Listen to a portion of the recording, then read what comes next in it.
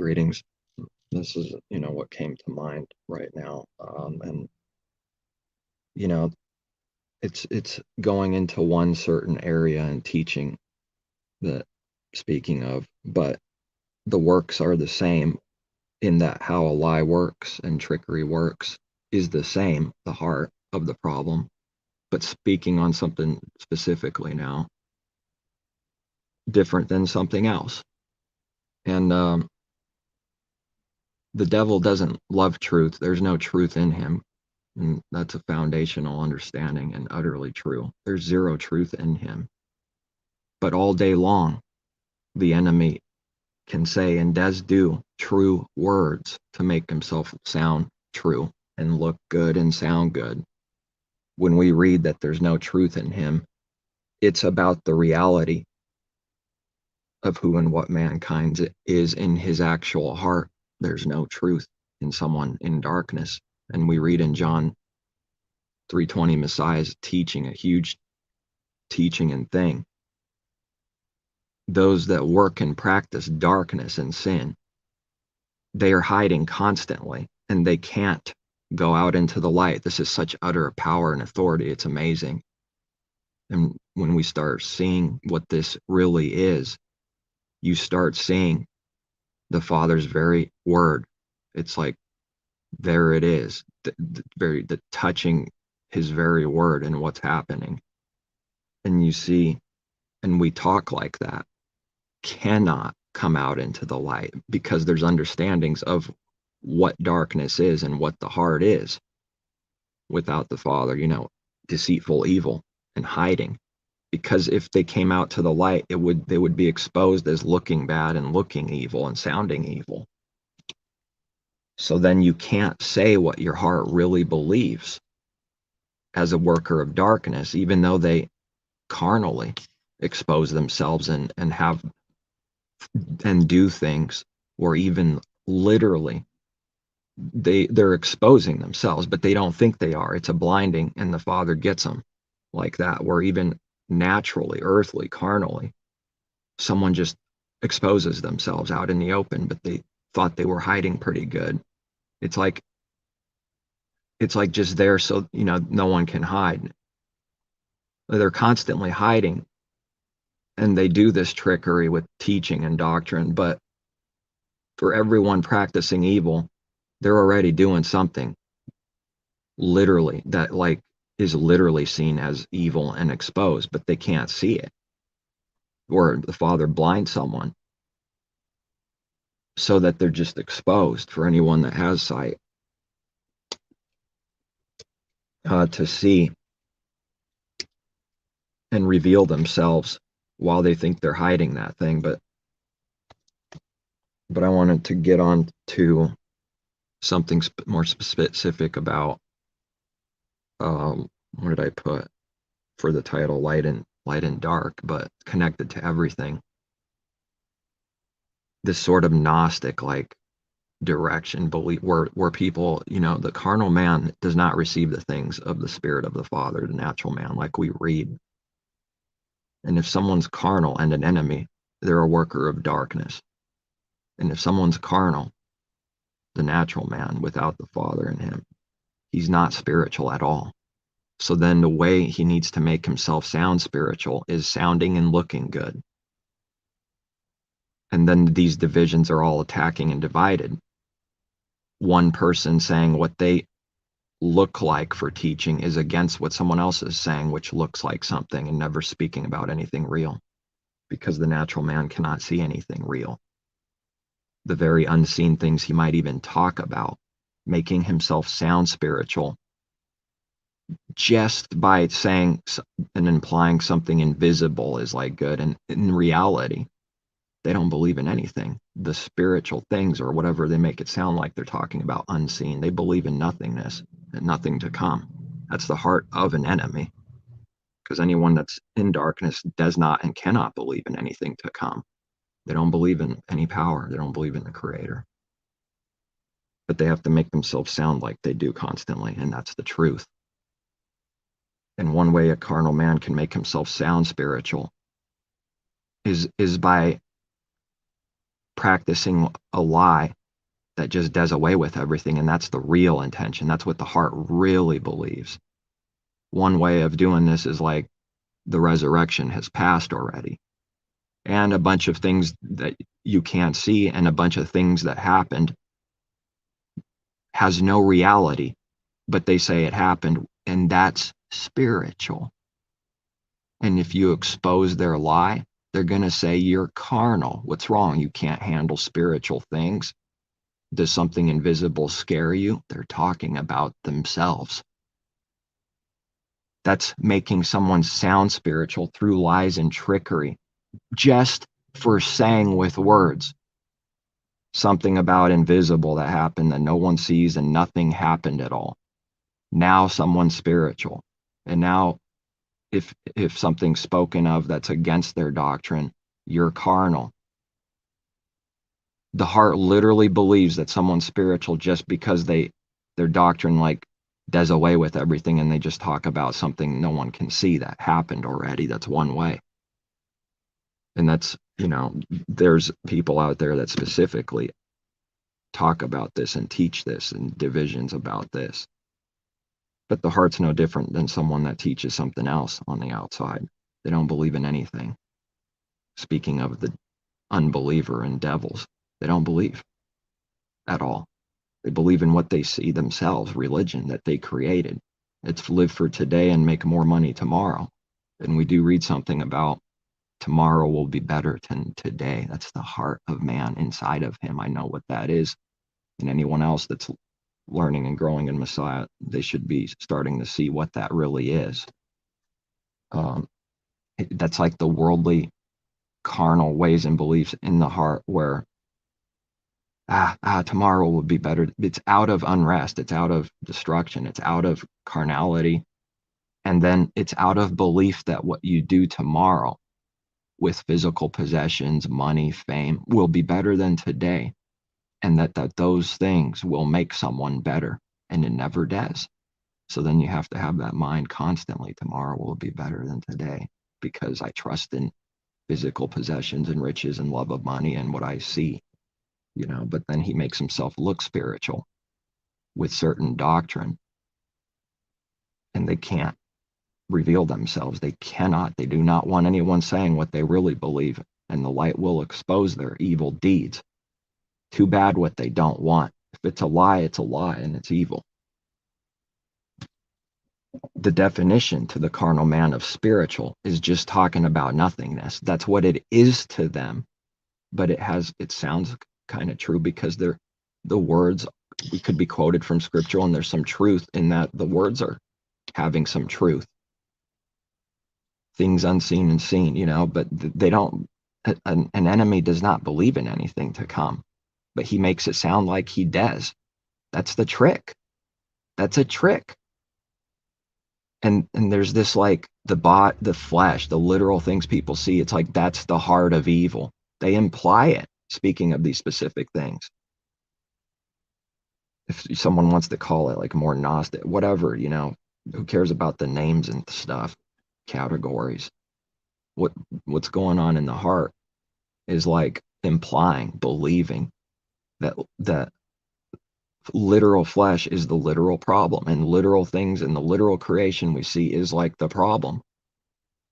And then like contrasting spirit. And spirit is good, literal flesh is evil.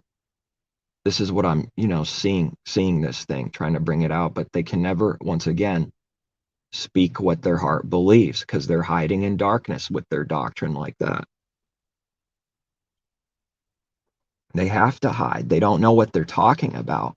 So if they get exposed and something is being exposed about what's actually happening, that was everything. Right on the surface, an image with words.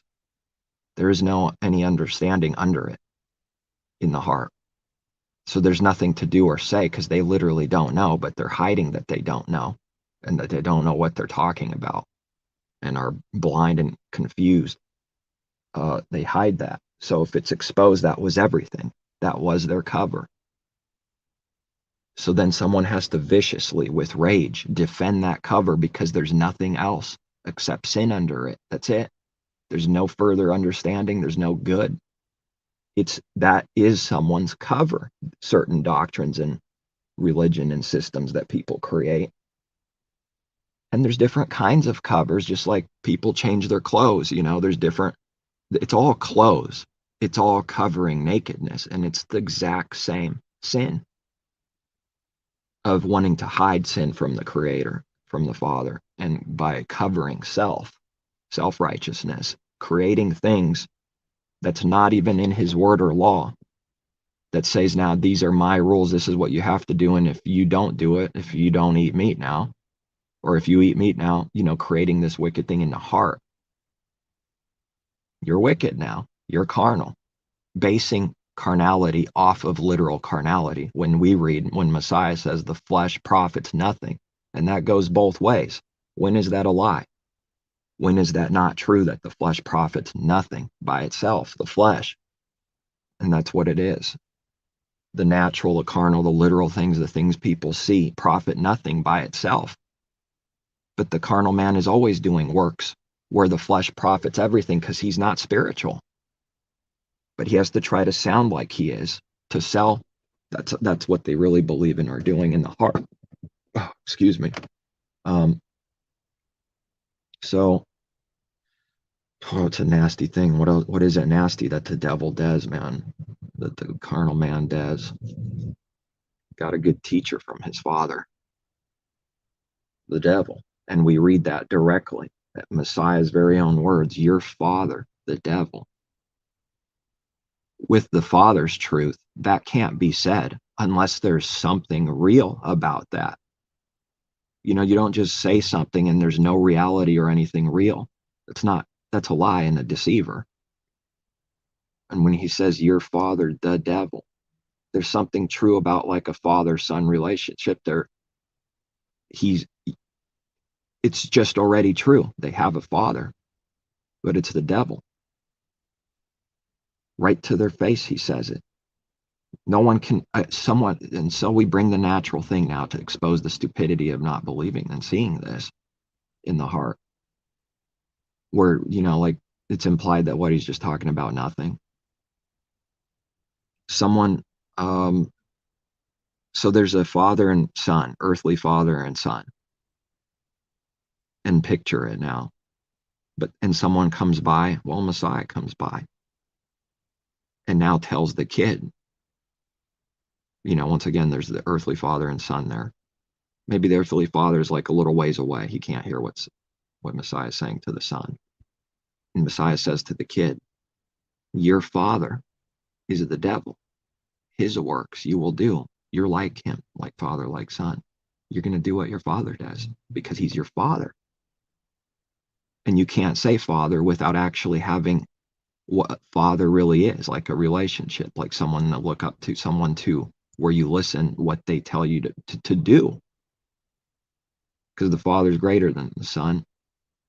And we even read that the son is not greater than the father. Well, in the Trinity beast world and all evil and corruption, paganism and lies, doing away with all truth, the son is equal with the father. It's nonsense. And the son is like the same age as the father. And now we're going into foolish territory, We're in all reality with people, something people can see. There's no such thing as an actual son. You can't say son unless it's a son. We don't play games. That's the same age as the father. Doesn't exist. And then they say that exists with the father within a Trinity. Yes, they do imply that. When they hear these words, they see something about it that doesn't look right. But that didn't come to their mind. They don't care. They're blinded by that. But now they hear these words that cannot be on their mind because the doctrine prevents anything that's truth to be on their mind. If it can't be on their mind because it's a lie and a contradiction. And someone doesn't like what looks bad, what sounds bad, which makes them look and sound bad. So it's never on their mind, real things at all. And that's a literal stupid contradiction. And the way just going on continually in lies proves that it's never on their mind and doesn't bother them because they don't care. They don't care about truth. They don't have any love and care at all. Zero. The devil has no love. In contrast to the Father's love, talking about no love and care. Their works prove it constantly. If they cared, they wouldn't be able to do that continually. The Son is eternal. The Father is eternal. The Son is equal with the Father, existed forever. And it's just carnality. But they do away with actual truth and real meaning with the doctrine. And it's not about just the doctrine, literally. But, even naturally, it's stupid and contradicting, because there's no such thing as a son anywhere that anyone's ever seen that's equal with or greater even and the same age as the Father. It doesn't exist. I wonder why. Maybe because the heavenly thing is something like that, but see how it's not perfect because a Father has a beginning, but it's something like that. There's no Son that's equal to the Father in any way, shape, and form and eternal. There's no person, there's nothing. But that's what's already implied constantly with that doctrine. All day long, constantly. It's never on their mind because, once again, when we bring this lie up that's simple and easy to see, someone will get angry and someone will start going crazy, and now they have to attack. And that's their defense. Their last defense, like we hear that phrase, is to attack so many times because there's nowhere else to go. And they're not going to expose themselves and strip their clothes and say, Father, I'm naked. That's the last thing someone would do. They need his mercy, just like the believers receive his mercy. Then they would have never done anything otherwise. Nevertheless, we need to learn what evil is and learn to hate it, nevertheless. That is the point, to learn what evil is and hate it and love what's good then. And if someone doesn't learn to hate actual evil with actual good, perfect hate, they will never they don't love what's good. It can't, and it cannot be. And there's scriptures where we read that simply. Supporting evil is loving it. Defending evil is loving it. Not hating evil is loving it. It's either one or the other. And if you don't really hate it in reality, you actually love it in reality because you don't hate it. And his word can't be broken, and these spiritual things can't be broken. There's no mixing or cutting or dividing. It's either one or the other constantly, good or evil. And it doesn't come to a deceiver's mind that sort of teaches that, like, this Gnostic, whatever you want to call it, thing, that like the literal thing is evil and the things we see is evil, the flesh is evil. People using his word in their own book to sort of bring out that they don't believe what they even read at all. They can read about the enemy. They could read about evil spirits and foul spirits. And now we're not talking about literal flesh, are we? Put that all away. All literal, natural things to see, flesh, everything seen. There's already good and evil. Did they forget there's a devil and an enemy? Did they forget that they read in their own book that there's evil spirits and foul spirits? That's how blind and short-sighted someone is that teaches lies. They're blinded by the Father, so they can't see their stupidity at all. While they think they're wise, they become fools, like we read. All that are against him are already fools. It's just a matter of seeing how, which we need to see. Otherwise, we won't see, because if someone's in darkness themselves, they can't see the works of someone else's works. Because if you're in pitch darkness, literally, to bring it out, you can't see your own works and you can't see others. You can't see how it's evil and how it works. You can't see the stupidity, lies, and contradictions of it.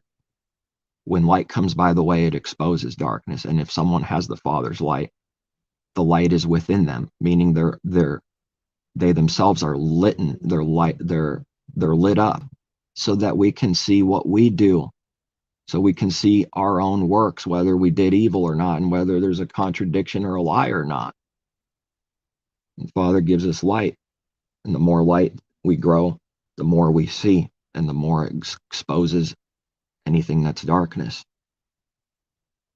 This is as literal and real as it gets. Someone in darkness literally cannot see their evil that they do or understand it. and see how it's contradicting an evil. They can't see, because in a dark place with no light, not playing games here, we're talking about actual darkness, not light now at all. Zero light, dark. You can't see anything. You can't see what other people are doing. You can't see what self is doing and understand it the way you would with light, the way you would with light. So someone murders someone in the night and they don't care because there's no love or care, and they don't realize what murder is. They don't care. Just walking around slashing people, and it's just, killed someone, who cares? It's what the heart is. It's like a beast, and every time a beast is spotted in the night, where does it go? Back into the trees to hide. It can't be exposed by the light. The creature is afraid of the light. The mankind is afraid of the Father's real light and truth. And so then scriptures used once again evilly with additions added to his word, which we read, don't do that. While they say and think they don't add to his word, that's all they do, the workers of darkness, when they read the things seen are temporary. In contrast now, two things, that's what we're reading there, to things unseen, like forever, eternal. When you contrast two things, one is greater than the other. And that's the point of contrasting something, to bring out an understanding, to see. When you contrast seen and unseen, the things seen are made by the things unseen. Which one is the real powerful and real thing? Yes, when contrasted, the unseen things are. Where in that verse does it teach that the seen things all by themselves are wicked and the actual problem for sin all by itself? Where do we read that in that verse? It's implied already. They add to it because they don't know what it means. And that tricks people. And they'll believe a lie because it sounds wise and good, because they don't have the real understanding or sight that we need given by the Father. When you don't contrast those two things, what the literal mankind and literal everything and everything we literally see is not evil all by itself. The flesh profits nothing. It doesn't prove anything either way. The heart's intentions is the heart of it. The flesh profits nothing. The literal thing we see with physical eyes, the natural, the flesh, representing these things, when Messiah says flesh, profits nothing. You can never make a teaching that's based off flesh alone. You can never make a teaching that's based off of, or that proves something, whether for this or for that. It cannot prove anything by itself. It doesn't mean that it's not important all by itself, or that it's evil by itself. And they forget so quickly, didn't they, when they're implying that with tricky doctrine. Is the literal flesh the problem of Scripture, of the Father's word and teaching for sin? Is that what needs to be blamed? Therefore, do away with what you see, do away with his whole creation, do away with the body, do away with everything you see, do away with the literal flesh. That's the problem. And now spirit, invisible, and the person speaking like that makes himself look wise when invisible things is nothing to him. He's talking about himself in darkness, workers of darkness. They don't believe in anything to come. They don't believe in an actual resurrection. Therefore, one way to show that they don't believe that is say that it already happened and call it the last great day. That's a pretty great day, isn't it? No one heard, no one seen, no one knows anything about it. They say the Father's an idiot, a fool. Anyone that does that work with their heart. Doesn't matter if they don't say the words out in the open. That's what their heart's doing and teaching. They themselves are made fools, because no one can mock the Creator. They are utterly fools and cannot see how they're fools. Anyone that's implying the Father is a fool with their heart is already blind and a fool. It's over. And they'll continue to do works of darkness because they never see any light. They can't see the proof that what they do teaches what we say it actually teaches, because they're in darkness. They can't see how it does that. Their intention is of the devil. Their intention is wicked from the heart. Man's heart is deceitful and wicked desperately above all things. It's always working out of wickedness. It never does any good. But it needs to create doctrine and things that sound and look good so that you can sell it in this world. Because the image of the beast is always projecting something that's a good image. You can't look bad. So you have to try to look good in religion, specifically the best way you can know to look good. It doesn't mean that they're not revealing who they are, even literally, because they're blinded.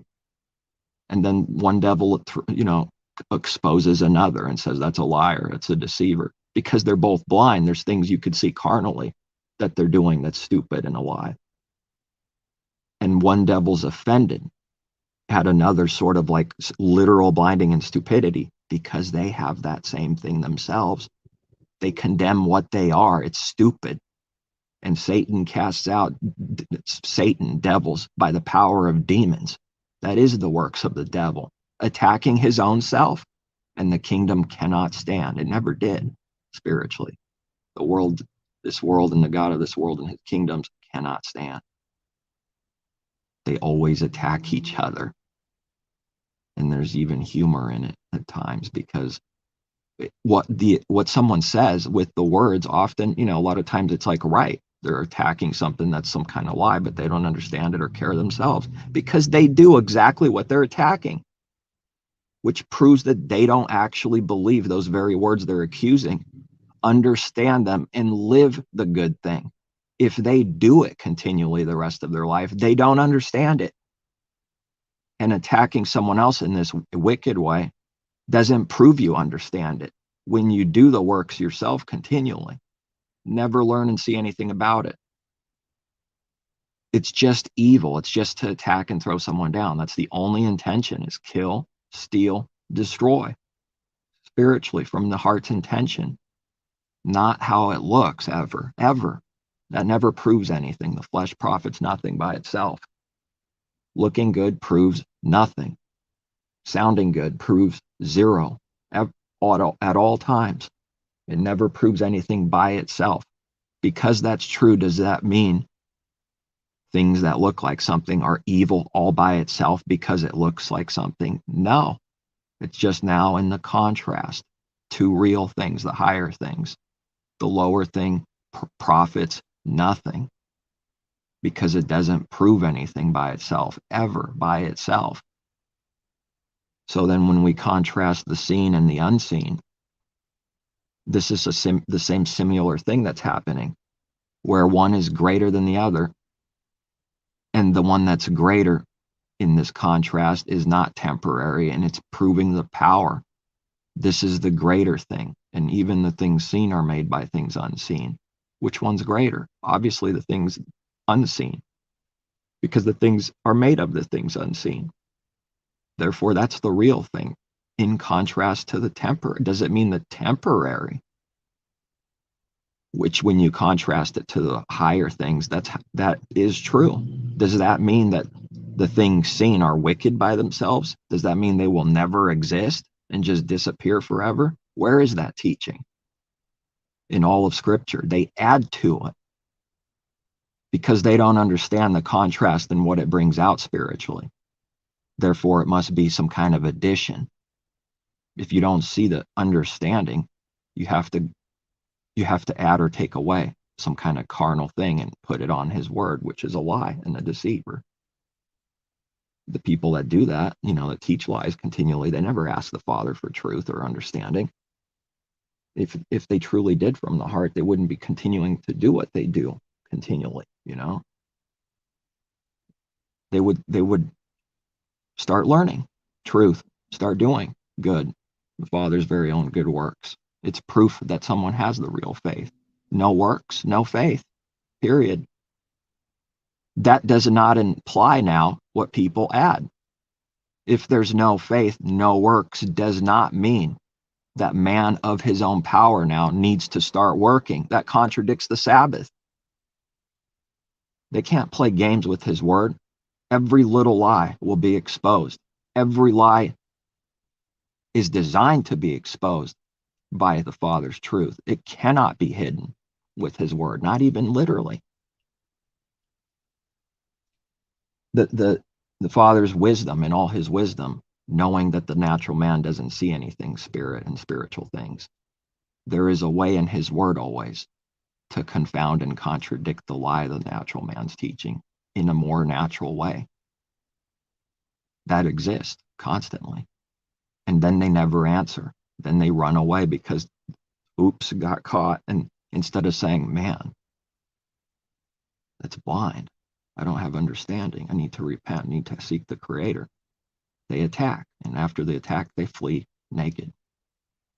And then because they go away, this is the foolishness that the Father puts on evil works.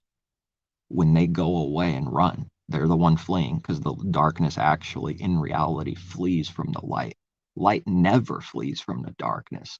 But if it looks like it's fleeing from the darkness, that's a coward to the carnal man.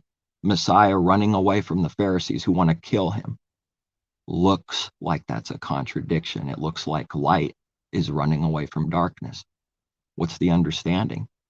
Something flesh, something that looks like something all by itself, never proves anything, ever. In reality, with the heart and spiritual things, they run away from the light because they don't understand what running away really is, because they don't understand what coward is actually meaning.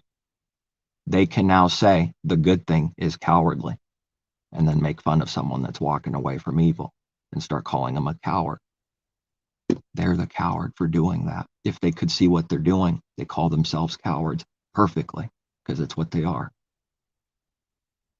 Because they don't understand coward when they attack something that's actually good, when they attack truth, when they attack an actual light, the Father's light and Messiah as an example. They are every single time what they attack. Every time. It's dumping who and what it is onto someone else because they're heavy laden with sin and think that that works, that you could do that. And it never actually works. They just think it works already, instinctively, like a brute beast. Instincts. Let's see here.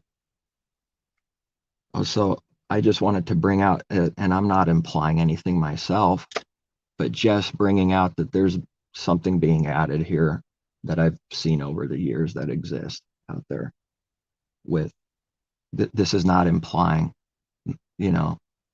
I know in some kind of detail the future and like what it will be. That's not in my mind at all.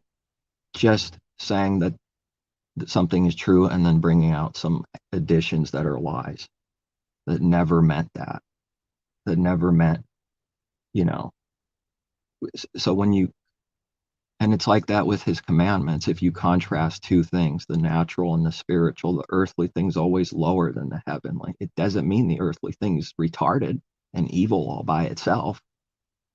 In fact, it's a foundation, and the way the Father's done everything is the foundational thing's always lower than the things higher. But in a way, it's higher than the things that are higher.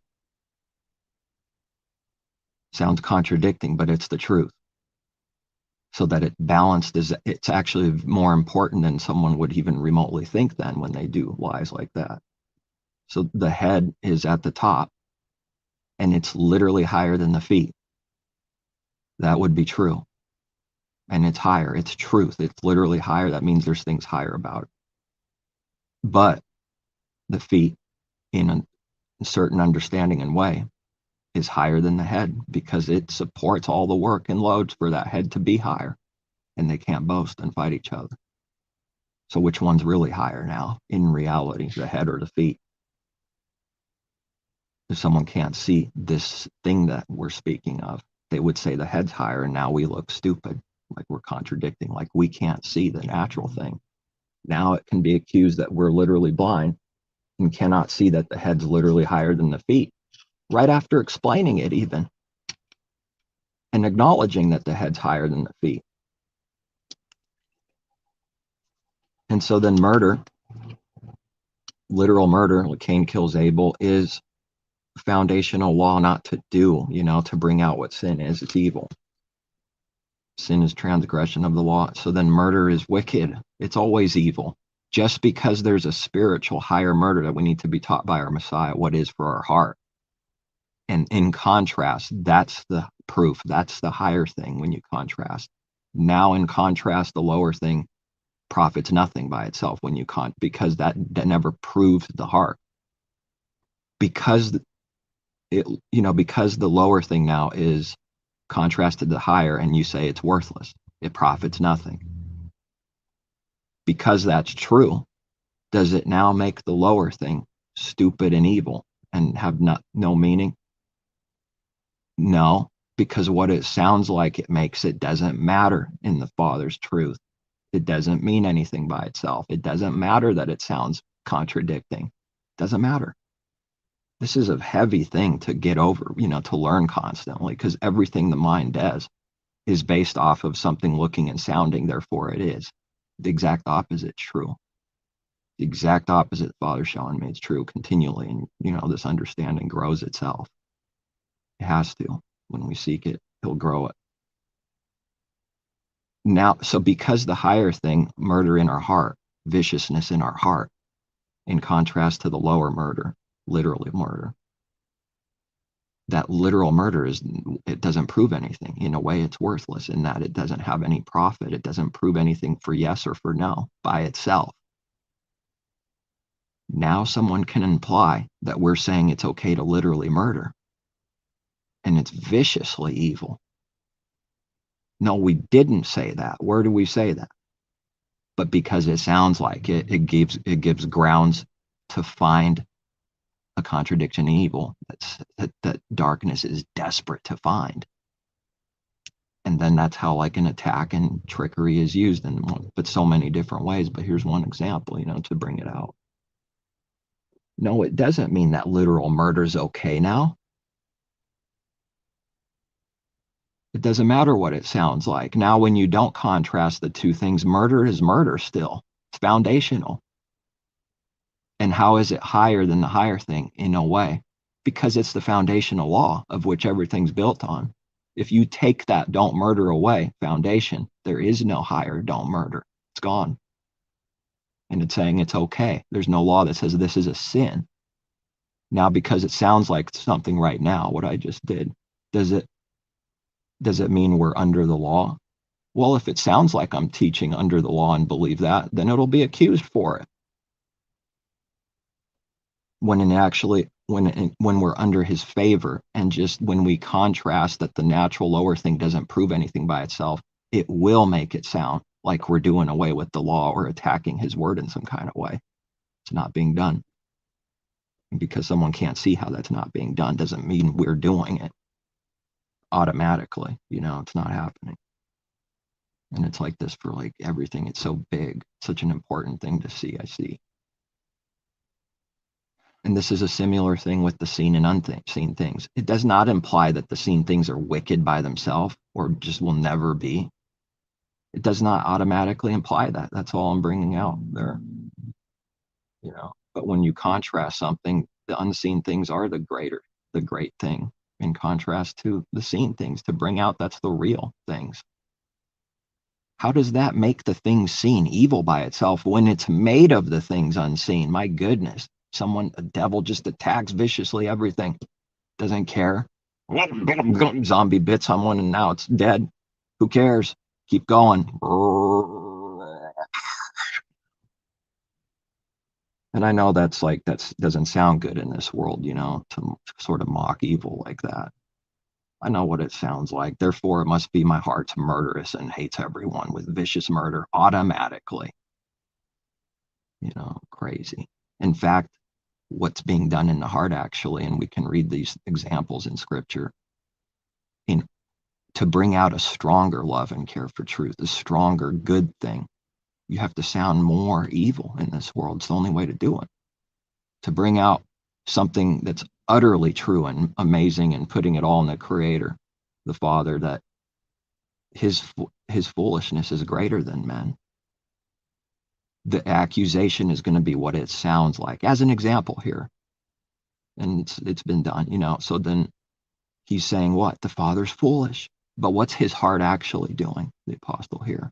It's actually bringing out the exact opposite and raising it even higher. It's as literally 180 as it gets from what the accusation is. 180 perfectly and extremely 180, not just regular, but like the distance is further. And how do you bring out something that's greater when the east is always the different direction than the west? If it's 10 feet away, that means it's true. It's always in a different direction forever. But how do you bring something that's even greater when it's always in a different direction? 100 feet away, 1,000 feet away. In one way, it's the same exact truth, but now you can bring it out, something spiritual that's very good, by increasing the distance. It doesn't mean that 10 feet wasn't already the exact same thing. It's just even greater now, and this exists. They're both the same. One is like to bring out like utter stupidity or something that's utterly true and good. You can do that. There's ways to bring that out, that's what's being taught. The Father teaches us how to do it, what it means. And it happens. And Messiah has we have the examples, and the apostle used examples like that, and that's one of them. The accusation is that like, ooh, that person's evil, calling the Father foolish. Now this is where it gets real sick. And makes maybe someone would want to puke if they really are seeing these things. The person that's making the false accusation that he's calling the Father foolish, that's what they're doing in reality. And the apostle's not. Why would someone do that? To cover that that's what they do, maybe. No, can't be. It can't be that bad and blind. Yes, it is. So what that we did it? You just repent, you seek the truth from him. But it's done. And darkness continues to do that. Believer needs to go in the other direction, seek truth from the Father, and start overcoming what we already were. It's no big deal that it was already. It's a foundational truth. To say that man is like a sinner first is to destroy the Father's truth, and then it's a sin for man to be a sinner. That's stupid. Now there's no way to correct. There's no way to go in the other direction. He's already instantly condemned for all eternity because he's a sinner first. In this way, then it's okay. But it's not saying that sin is okay, but it sounded like it. And maybe there is no other way to actually understand truth than to constantly do this thing, whatever someone wants to call it, where it looks and sounds like evil. To the world, to the blind. Never forget that sounds evil to the blind. And the Pharisees say, you're calling yourself God, the Creator. It sounds prideful to the blind. It sounds prideful to the prideful because they're enmity against humble. Therefore, when they see humble and something they don't truly understand, they'll condemn it as prideful because it's prideful in the wicked heart's mind, in the worker of darkness, still in unbelief. Good is an enemy. Actual good, humble, something good about good, humble, is an enemy of pride. Therefore, coming out of darkness and only knowing evil, they'll call the good thing pride and evil because it's a literal enmity and hatred towards it from their perspective, from what they believe and see. It's not actually evil. That has to be rightly divided, that it's coming from darkness and what it thinks and believes. Messiah broke the Sabbath day. Okay, now we'll paste this verse, exclude it from everything else, and now teach that Messiah is a sinner and breaks the Sabbath because we read it. Father's not afraid of any of this because that's not who he is. That's not the real thing, sounding and looking like something. Bring it on, he says to creation. I'll give you my whole book and you still will do continually evil. You still won't understand anything, even though there's more books than people, Bibles. How much is he going to have to prove this thing with all of Israel? 1,500 years, and then finally destroyed, cut off the carnality of Israel. Man, what does that utterly prove? That people can't do it of themselves. Can't do the good works at all of self. Can't even understand it of self. It's true. It takes away carnal man's pride and selfishness and all of this. There's no such thing in the Father's kingdom. Pride doesn't exist in that's the Father's good doctrine, like we read in Proverbs, that he will give. Son, I'll give you good doctrine. You just believe in, trust in him, and he'll give good doctrine, and if we don't, it'll be evil already in some way. It'll be a contradiction and evil in different ways, but it'll always be that. And so then That's why Messiah says, without me, you, his people, believers, can do nothing, period. Why? Well, because without the Father, Messiah could do nothing. We read that directly too. Of myself, I can do nothing. Messiah, God saying, of myself, I can do nothing. Come on. The Messiah is the example of a true worshiper, perfect example, even literally perfect. And he has a Father, like we read, my Father, your Father. That's what I read. Mine, yours. No different in that the Father's the Father of him and someone else that believes. Same. And yet, a perfect example. The Father did the works in him, mighty works. Maybe that's why we read the fullness of the Father's in him, because it would take serious power to overcome evil, not just that, but never to sin in the heart. And someone might say that there's some carnal, robotic, dead thing with no care or love that's like, well, did Messiah, was he real? It's like, did he have free will? No, all of that's evil. All of this is true through actual being real, 100%. And all the suffering's real. All the, everything's real. That's true. Just because mankind can't see a way that is now it automatically means a bunch of evil things that's not true. Automatically added and implied. They take away everything. That's why, you start finding out why doctrine exists that's a lie, like the Trinity and what that Trinity means and what it is. It destroys truth. That's why it's there, suppressing it. Because we're talking about the things we learn in spirit, the spiritual things. It's guarding, destroying, and blocking all of that for someone's mind and heart. It's an attack already just by existing as a lie. It's attacking everything that's actually true right this second. It's already spitting on it and covering, attacking it just for existing every second. Because in someone's mind and heart, if someone believes that, they can't believe whatever's true and good. It's not possible within someone, and that needs to be seen, That's the best way I can say it. That's why we read the leaven has to come out. The false doctrine has to come out and make way for the new, because they can't be sitting there mixed. It's gonna attack. It's enmity versus one, and the other enmity against the other. And we read that right in Genesis, the enmity. But then speaking of like for an individual to see more something, the spiritual war. The flesh is enmity, is lusting against the spirit, and the spirit against the flesh. Now, what happened right there? Well, it kind of, does the spirit lust? Can kind of sound like it. Is that the meaning that's being brought out? Was it said that the spirit lusts? So now there's no way to actually say the true words of which you're speaking out of, because it sounds like something. That's an enemy right there guarding, saying you can't say that because it's actually touching truth. Here's how you say you can't say that.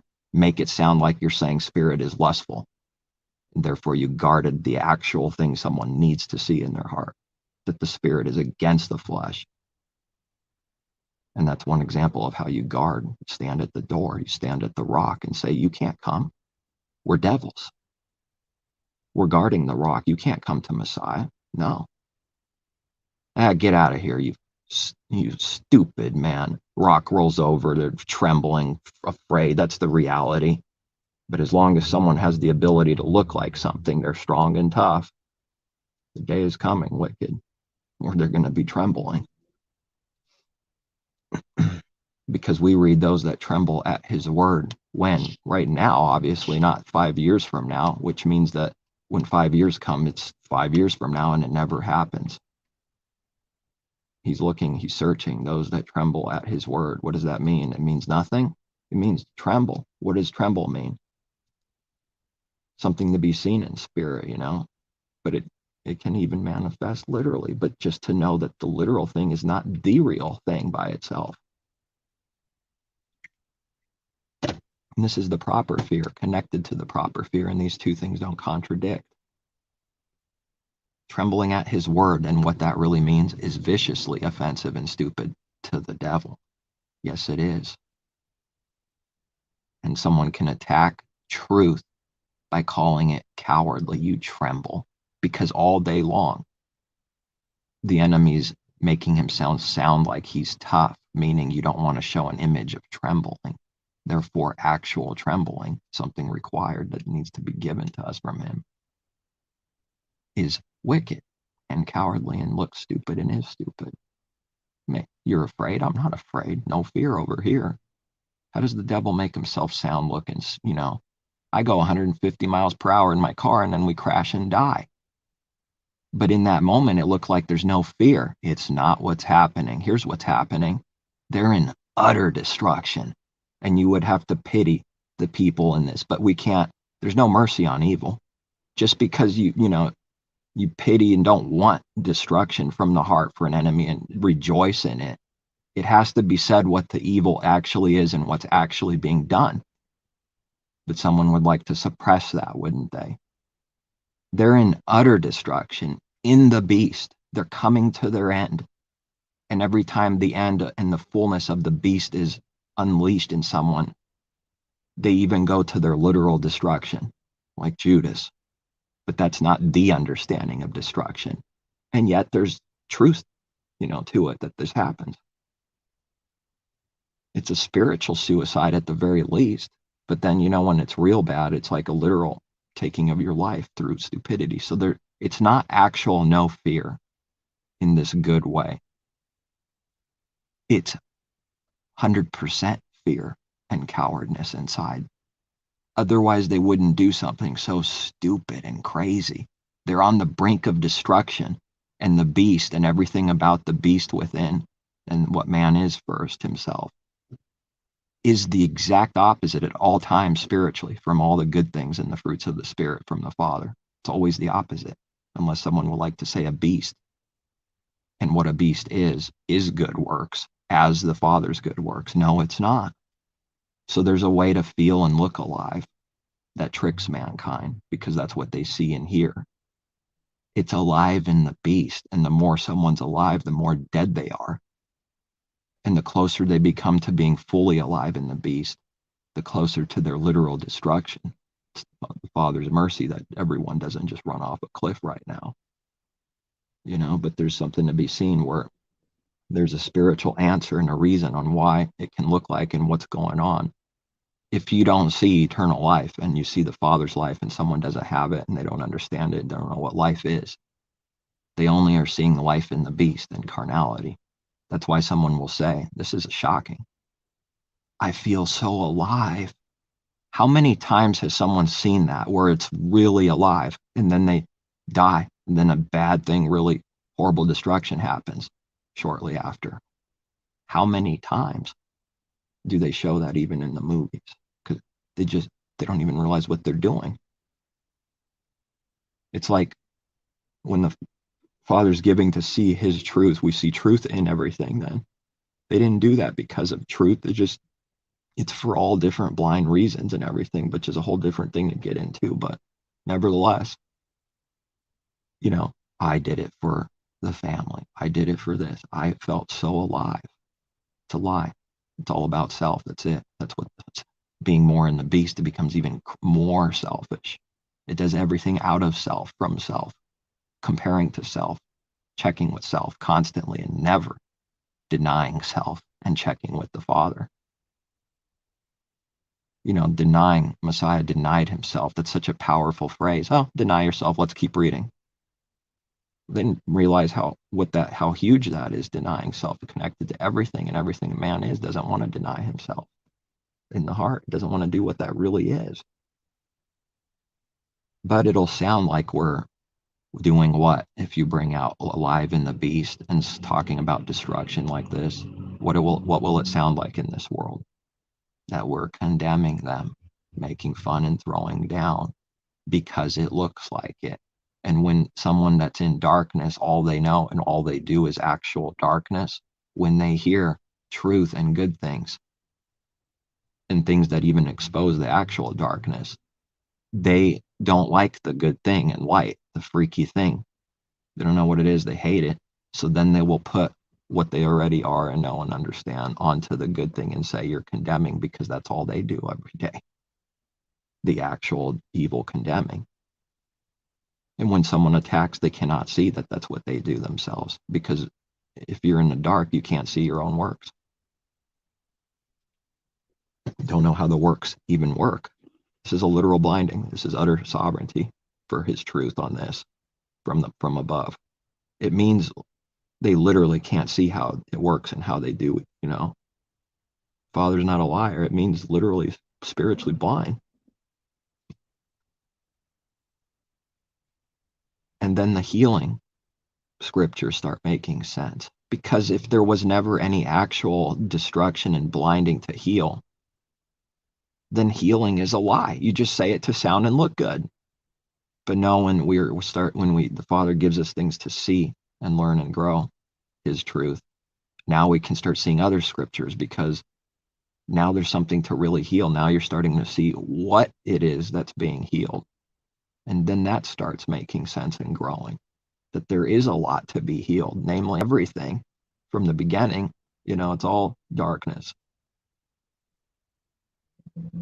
And he pulls us out of Egypt while the moon is fully dark. But there's plenty of people that will literally say it was full. And, you know, did they consult? Did they ask the Creator and seek him with all the heart which one is true and what's true?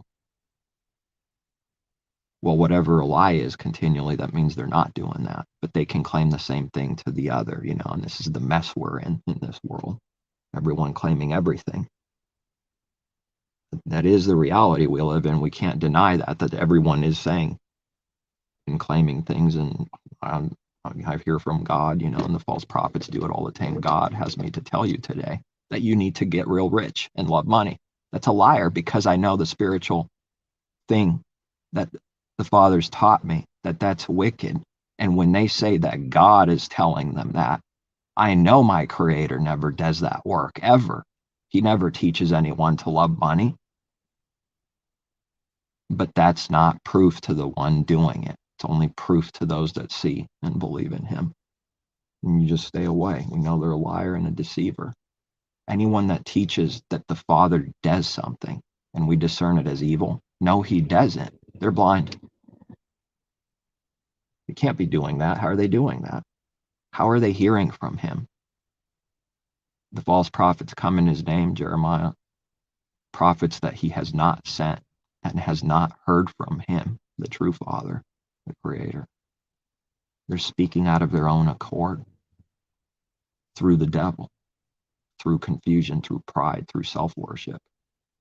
Therefore, it'll all be lies and selfish and evil. What the heart is doing, not necessarily what someone's saying, once again, because it doesn't matter what something, which is the amazing thing last night. What came to mind was the writing of from right to left, the Hebrew. And that just was blowing my mind last night, because it was like a literal visual. And it's like, wow. It brings out that look, it's strong. If it looks like it must be so. No, it's not. It brought that out to me so strongly. Not that I didn't see things about that already that he's taught, but it like brought it out even more clear. You know, I don't know how else to say it. Or the other way is in a bottomless pit, and then someone falls deeper, and now you're trying to explain in words what that depth is compared to the shallow, but it's all dark and all in a pit. But now you're stretching it out. You're bringing out the depths of Satan on what evil is, or, you know, just saying that there's the thing for the evil, and now for the good and everything that comes from the Father, there's a way to go higher and stretch out and bring out something even stronger, which doesn't mean the other thing wasn't already true all along, you know. That who knows the depth, the height, the width. Why is the apostle saying this? It makes no sense if someone's not being taught from the Father at all. It means nothing, because they don't see the means by which he's speaking out of, that this is true, the height, the depth, the width. And when someone wants to think to need to understand scripture right there, and it's not truly been given anything, it will be a lie and nothing but a lie, period. even if it sounds good or looks good, doesn't matter. And when you go from right to left, it looks like you're going left with your eyes, literal eyes. It looks like you're going left. And then the Father showed me last night, what is this thing right to left? It looks backwards instantly to the world. That's the point. The Father's things always look backwards. Therefore, it must be. No, the opposite is true.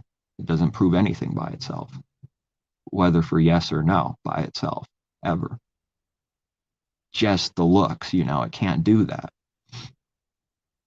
But you see that it's going left, and it's like, if you don't understand, it's actually going to cause like a cowardly fear, and people will run from what they don't understand because, wait, that's connected to his word, this or that, and just an example of it.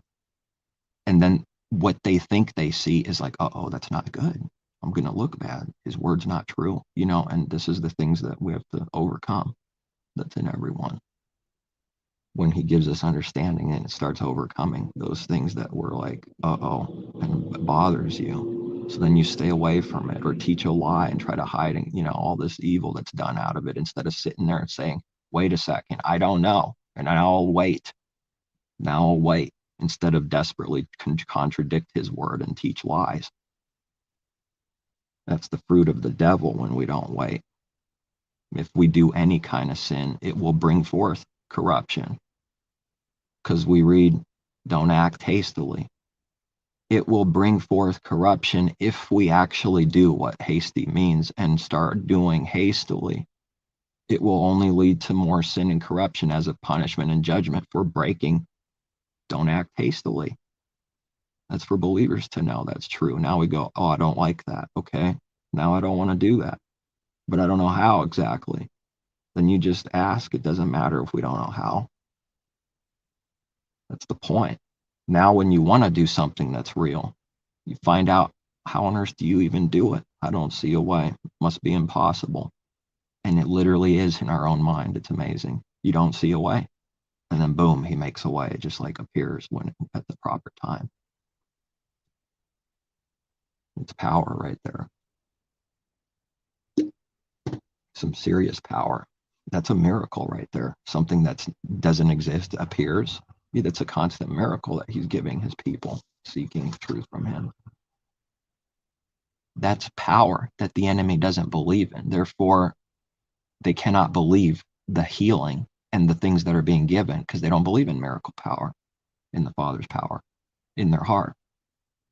And whatever someone is, it can't be someone else's doing what I can't. Out of selfishness, it makes that judgment. It's all backwards and wrong. From such that deny, when we see the works that prove they deny the Father's power, from such turn away. What's that sound like? Like we hate them. Like in an evil way, it will be accused. Being set apart from this world is wicked to the wicked. What it really is wicked to the wicked. It's true.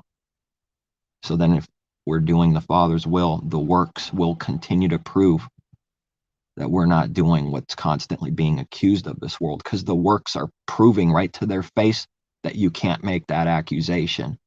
But a devil doesn't care. It just wants to kill, steal, and destroy. It will accuse anyways. It has nowhere else to do or say. It needs to find something. And because it can't find something, it will stick something on you for an intention to try to get you to sin, so they can stick something on you. So now they can do what their heart desires, kill, steal, destroy, throw you down and condemn you because they don't want to see proof of life and belief because of the severe enmity towards the Creator. And over time, it's like it's just becoming more fire. What he turns us into, it becomes like fire. It's like it's incredibly offensive to darkness and anyone that's an enemy. What they hear is incredibly sorely offensive.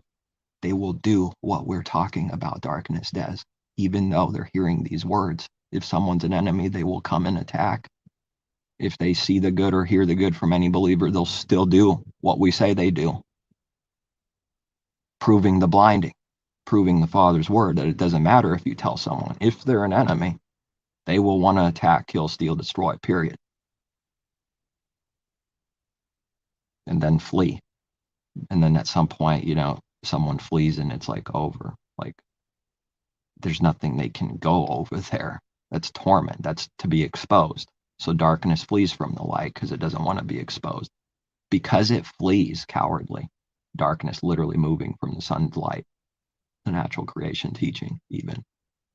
When darkness goes away, in their mind, they fix the problem and did something wise, and you're an idiot. Because they fled, you fled. This is so incredibly evil and prideful and stupid. And I'm telling the truth, it's being done all the time in the heart. Because someone flees, you fled. Because all the devil has to do is go backwards and say, I ran away. Now I'm going to claim you did that because of a literal separation. You can't do that. You can only do that in a strong delusion and destruction. You can't do that in reality. That's stupid. If someone flees away from this location where I'm sitting here, or someone else is, that's what lying and being blind is. Now they can claim and just will claim. There's no justice or sight because there's a separation. You fled, you ran away from them, and we stand there going, wow. Wow. They flee. They don't answer. They don't speak. They leave everything at the table mixed up and contradicting. Then they run and flee. Their only last, thing to do now is just flee. And then say we did all that because they did all that in reality, and then just claim you did it, and then in their mind believe they didn't do any of that evil. Wow. People would think we're making things up, that like we're pale face spiritually. Yeah, it makes you toss and turn at times, and this is something that needs to be overcome. It's this bad. What did it look like on the outside? Did the world see anything that happened right there? All these spiritual things that really happened in someone's heart? No. Even if they saw the works, they'll just say, no, I didn't see it. They don't, because light is evil. Just say it's evil and attack it. Doesn't matter. Messiah says, believe in the works at least.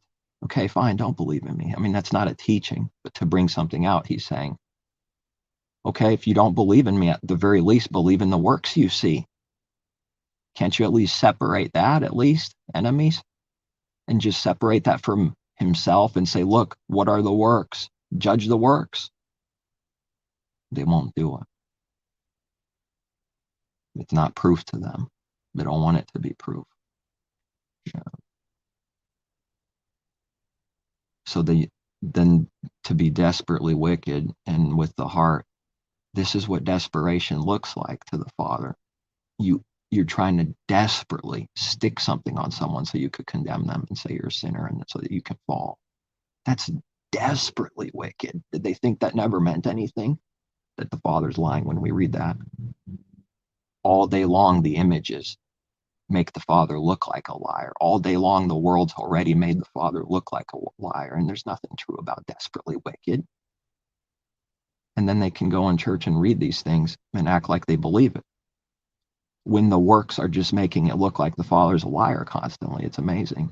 They don't believe it. And you could picture desperation. Picture the natural thing, some kind of desperate situation, crawling, desperate, trying to grab the gun or whatever. Just think of the desperation. It's being done in the heart. It's desperate. It's shaking to try and prove you're evil and wicked. Now, if it's something evil that's being done, this is to be rightly divided and not denied and all of that. But I'm speaking of the actual heart of darkness. It's desperate to do evil to someone and stick evil on them because they don't like what they see. Why? Because it exposes self, which has nothing to do with truth, which has nothing to do with no partiality, which has nothing to do with rightly dividing, which has nothing to do with look at the works and judge it. Was it good or evil? It has nothing to do with that. Doing that and getting raging angry because it exposes self. And then they will claim that that's the work we're doing, stripping people's robes off and watching them flee naked and laughing. That's the work they'll claim we're doing because they do that. Who taught them what that really is? They never can discern the heart of his people. Can't do it. We read it.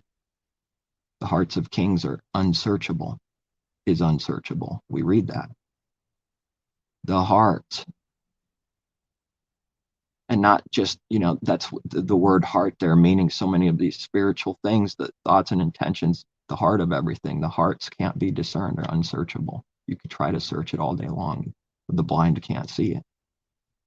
It's an amazing thing. It's like a special thing, but that'll sound prideful. We can't speak at all without sounding wicked at all times. This is a reality. If someone starts living the narrow way, this is the reality that we have to face. We're going to sound wicked all the time for doing good, which is a separate thing now to say, okay, we made a mistake, sin. There's no other implication going on that we never make a mistake and sin or something. It's just that when the good works are being done, this is what will happen all the time, period. Because the darkness never wants to be exposed. Leave it alone. And Messiah says, let them alone. They're blind guides, and the blind lead the blind, and both fall into a ditch. Don't go out of our way to try to prove something. You just do it righteously, and that's it. And if it's time to go away, you go away. And then they'll claim you're a coward and running away from them. And what do you have to do?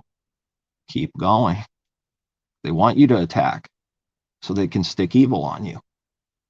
Ooh, that's sick. That's desperately wicked.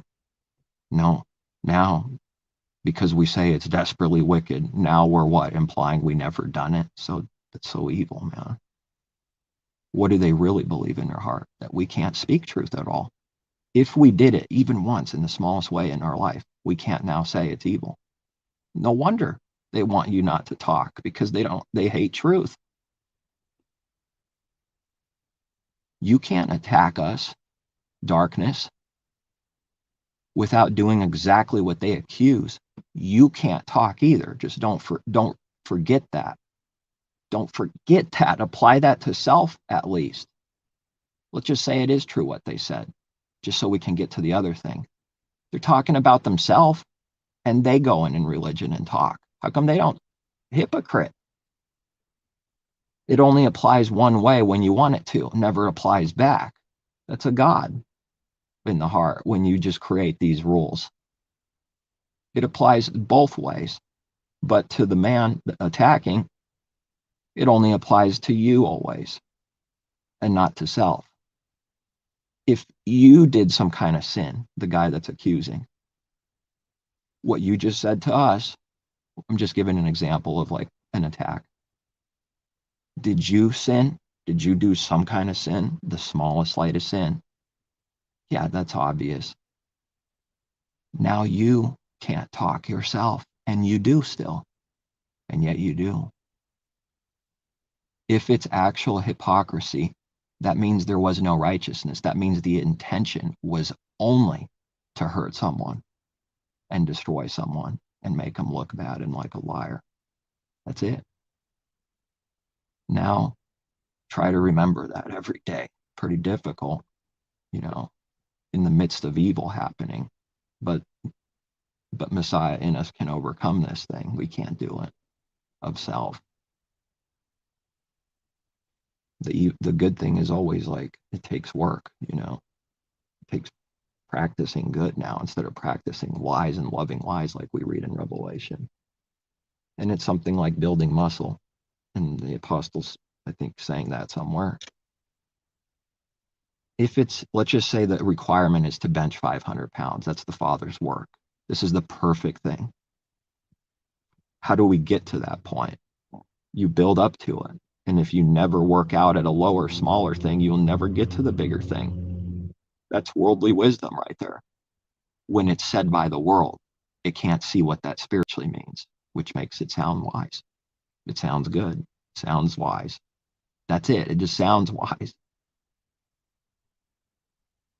Naturally, carnally. But see, it's not that that's stupid and worthless by itself, but when contrasting to the heavenly things, it is now.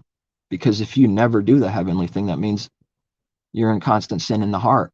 So then now this lower thing, what value is it? It had no profit. But now I stopped murdering people, but I murder people in the heart every day and practice lies and deception every day, but I don't murder literally. Now, murder, you don't murder, has no effect, no profit, because you can't, it doesn't prove anything by itself. Doesn't show that the heart's good now or doing good now. It can't. Does that mean this don't murder is worthless now? No. It's just when you contrast two things, if there's something greater, then the other thing's lower, that's all. And it can't do anything by itself when the higher thing's the real thing. So with the seen and unseen, what does that now imply, that the seen things are wicked? Well, then you would also have to say, and I know it's done through deception, that's what stupidity and darkness is. We also read that the seen things are made by the unseen things. If you call the seen things stupid, you call the unseen things stupid. Stupid carnal man. What a fool. And we've all been fools. I don't know how many times I've said, this is stupid what I did, evil. I think many times. Just acknowledge it to the Father, that's it. We're going to do what we read. I have sinned against you. And what that really means. Which causes like a sorrow, or it could be more anger because you hate that it's happened, or, and everything in between. It's like that never meant anything to someone. That's when we read that in scripture, that's the teaching, the understanding is that his people are speaking to the Father in reality, saying, this is what I did, and you hate that you did it. That never happens in the carnal man's heart. No, it doesn't. But if it looks a little like it does, that proves something all by itself. What a great sore travail, evil travail, all this means. This means it's like insane in this world.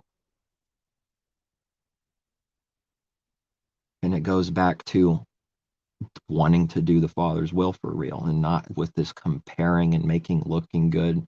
That's what the world's doing. There's enough work already just for self, instead of trying to strip everyone's robes off, which is what the workers of darkness do. But when you give truth, and let's say it's actual truth, the Father's truth out of his Spirit in the one giving truth, is like a sword, and it's discerning the thoughts and intentions of the heart, like we read, and it goes right to the heart. If we give truth, it will expose darkness. The carnal man sees something about darkness being exposed. He will say we're stripping the cloak off, because that's their way of exposing darkness through evil. But it looks the same on the outside to the blind. And it really does look similar on the outside. There's a difference between two things. When you give truth out of the heart for that intention, with no intention to hurt someone, but then that truth does expose the proper way and right to the heart, they receive that. But because they don't do the good thing, or have received this a good thing, darkness, the work they do that looks like what they're seeing there is strip people's robes off to make them flee naked, so you can point and laugh and hope that they sin, so that everyone can see they're a sinner. And that's exposing darkness. Can someone see how they look real similar on the outside with nothing else, just looks? The similarity here is that both are being exposed. That's how it looks similar. Two completely different ways. Two different intentions of the heart. And the difference, one is wicked, one is good. One is utterly evil, one is utterly good. There's nothing in the middle. In reality, with the Father's things, there is no middle. Lukewarm are vomited out because it's gross. It doesn't exist. Do lukewarm works, you're vomited out. It's gross. Messiah vomits out the lukewarm. So then you see two things right there. There is no like middle things. There's no like 50-50 mutation where you literally did good at the same time you did evil with one understanding or one work. It was either one or the other. That's it. Good or evil, And now the old things got to start coming out to make way for the new, because if the intention is to mix them and say that's good, the wineskin with the wine, new and old mixing, will burst. It causes an explosion because the Father judges it, because it's evil and it's nasty. Because of his judgment being true and consistent, it will always explode. It will make it go boom, and it explodes everything away from each other, like the exact spiritual opposite of bringing together as one, tightly knit together. It causes an explosion and moves everything away, like with violence. And the world calls that the oneness. Yes, it does. It calls an explosion one. It doesn't realize what it's doing. It's not seeing the works it's doing. It can't see how that's true.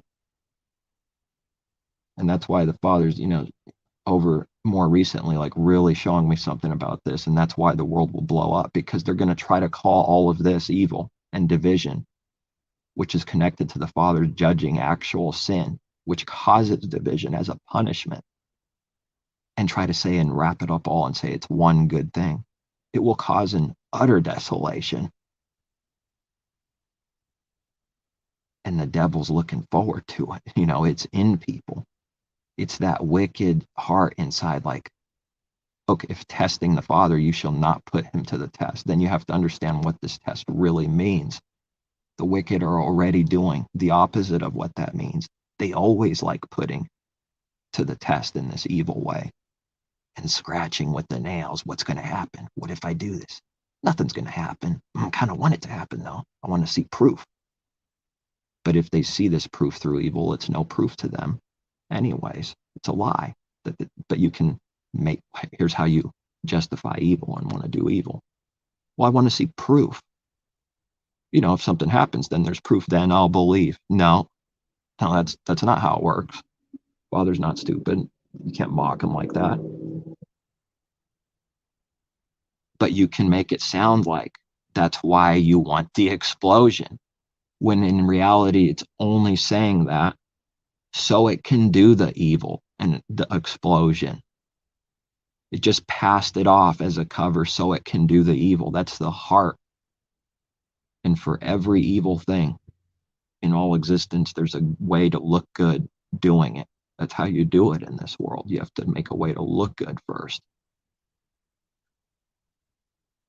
Now, those that get a stronger judgment and they lose this cover and they go out and murder and rape, even they have to hide. Notice they do try to hide. But, if someone's where the judgment's so strong, like that starts disappearing too, those are the bad guys in this world because they look bad. They didn't hide good enough. Now we have to condemn that to hide that that's what we are. Covering self, instead of acknowledging what they are. It's always the backwards thing spiritually. It's not who I am, period. I'm not evil. I don't lie. I don't cheat, steal. I don't rape. I don't murder. I don't do any of that. That's not who and what I am. So then the opposite thing is just denial of acknowledging, which is not denying self like Messiah did. The only true way is self-denial. That's it.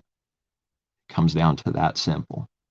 And all the other works are so that you don't deny self, but find an entertainment, find a way not to do this, and a distraction, some kind of division or way that if you go and do this division over here, you will never do what's good and real. And that's its purpose, to trap them. Like a cage traps a beast. The brute beasts are, we read this offensive thing to the world. It happens so that they get caught and are destroyed. That's what it is. It happens so that someone is caught, trapped, and then can be judged. And contrast that to all the good, who and what the Father is. And it shows his judgment, and it shows his character, who he is, that he doesn't accept it. It shows all those things. It doesn't mean people can't do evil. Obviously, that's not the understanding. When the judgment's stronger for a stronger evil, people will do it. But when the judgment's stronger to kill Cain, the one that killed Abel,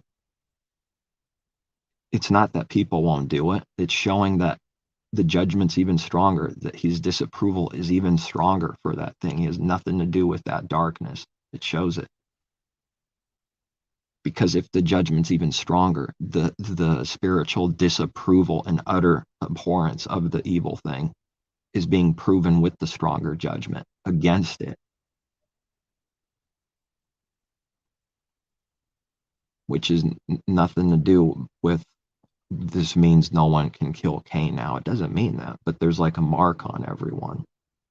And it's a little freaky when we start seeing what this is and how true it is. There's a mark on the devils. Something through darkness, like, oh, that's a marked person. It's like inside already what we read. If I kill him, there's like that, like he's marked, sort of leave. It's not friendship. It looks like that because they're marked, and it can look like devils are friends. They're not. It can only last as long as each one is getting something out of the other for themselves and using it in the evil way, selfish like this. When that runs out, their so-called friendship runs out, which means they never were actual friends, according to what friend means in heaven.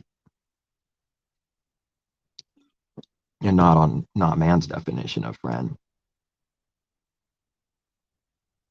And look how many times that happens. Look how often the Father like literally proves it, You're dead to me because of like one stupid thing or something, And they're both in the wrong. But the way the world works is that I'm never wrong.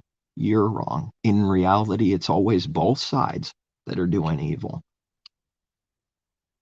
The earthly court is to prove who's wrong and somebody's right.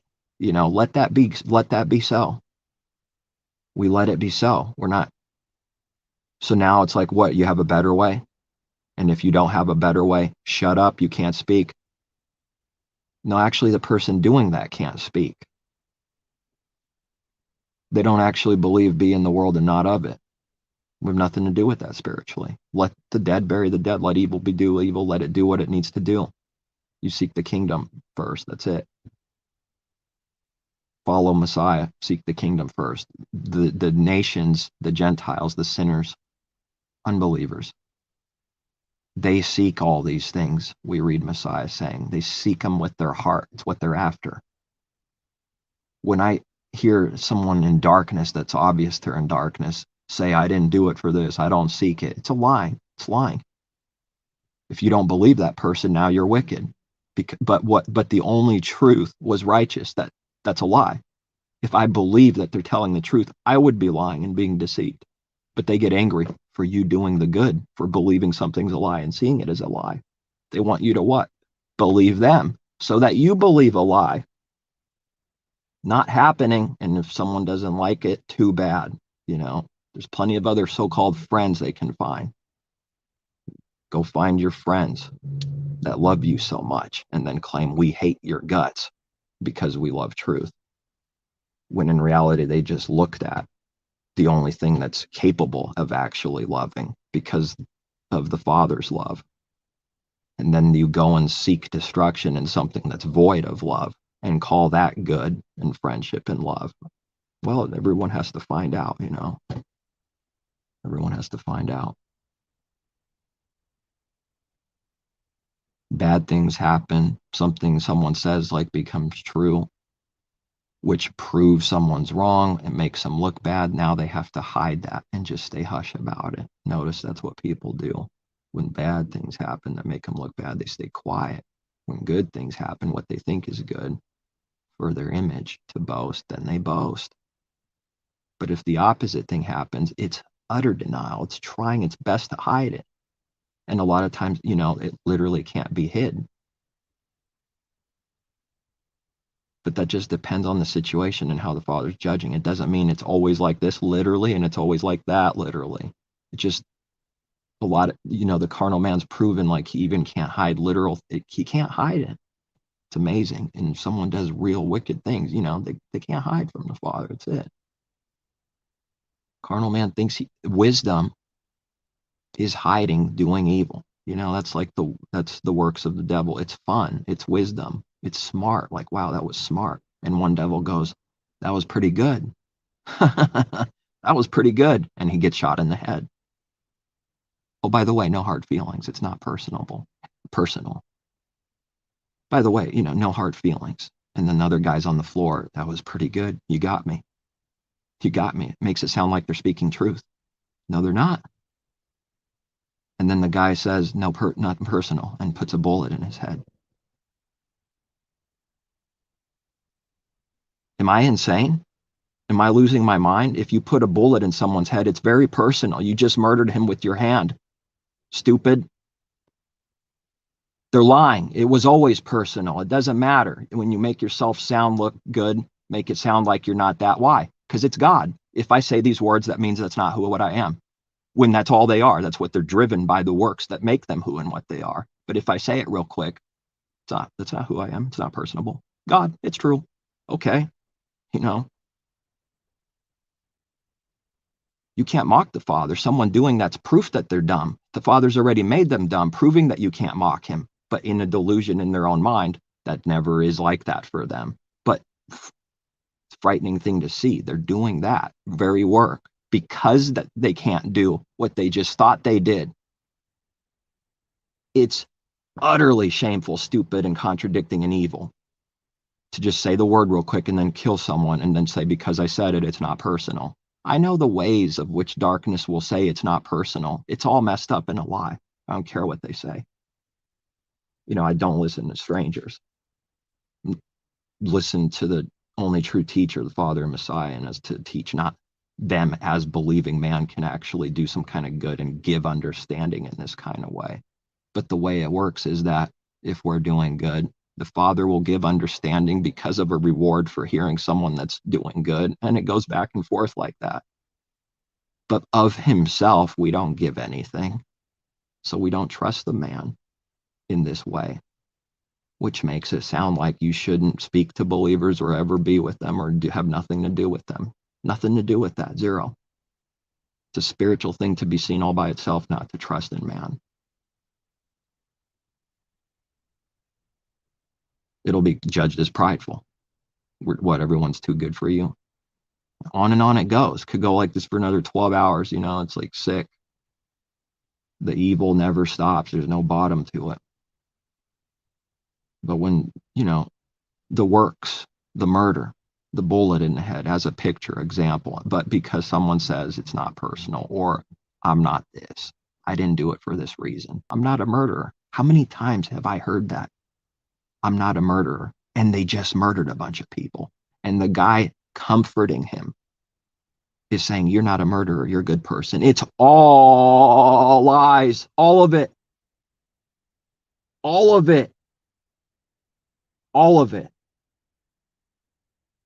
What's that have to do with controlling someone and saying, you can't watch this, you can't do this? Not talking about that.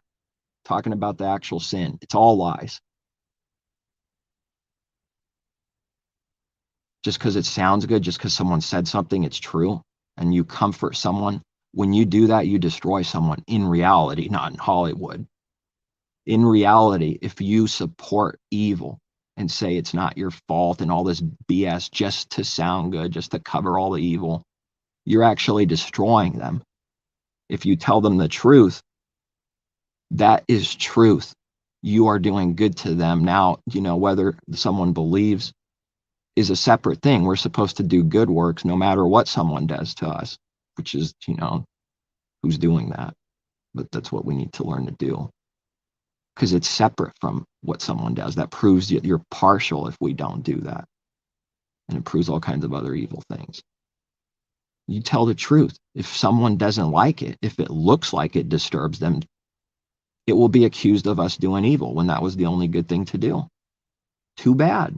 Yeah, that's going to put pressure on someone and say, I'm running from Messiah, I'm running from the Father, because I don't want to sound bad, look good, I don't want to compromise everything all the time.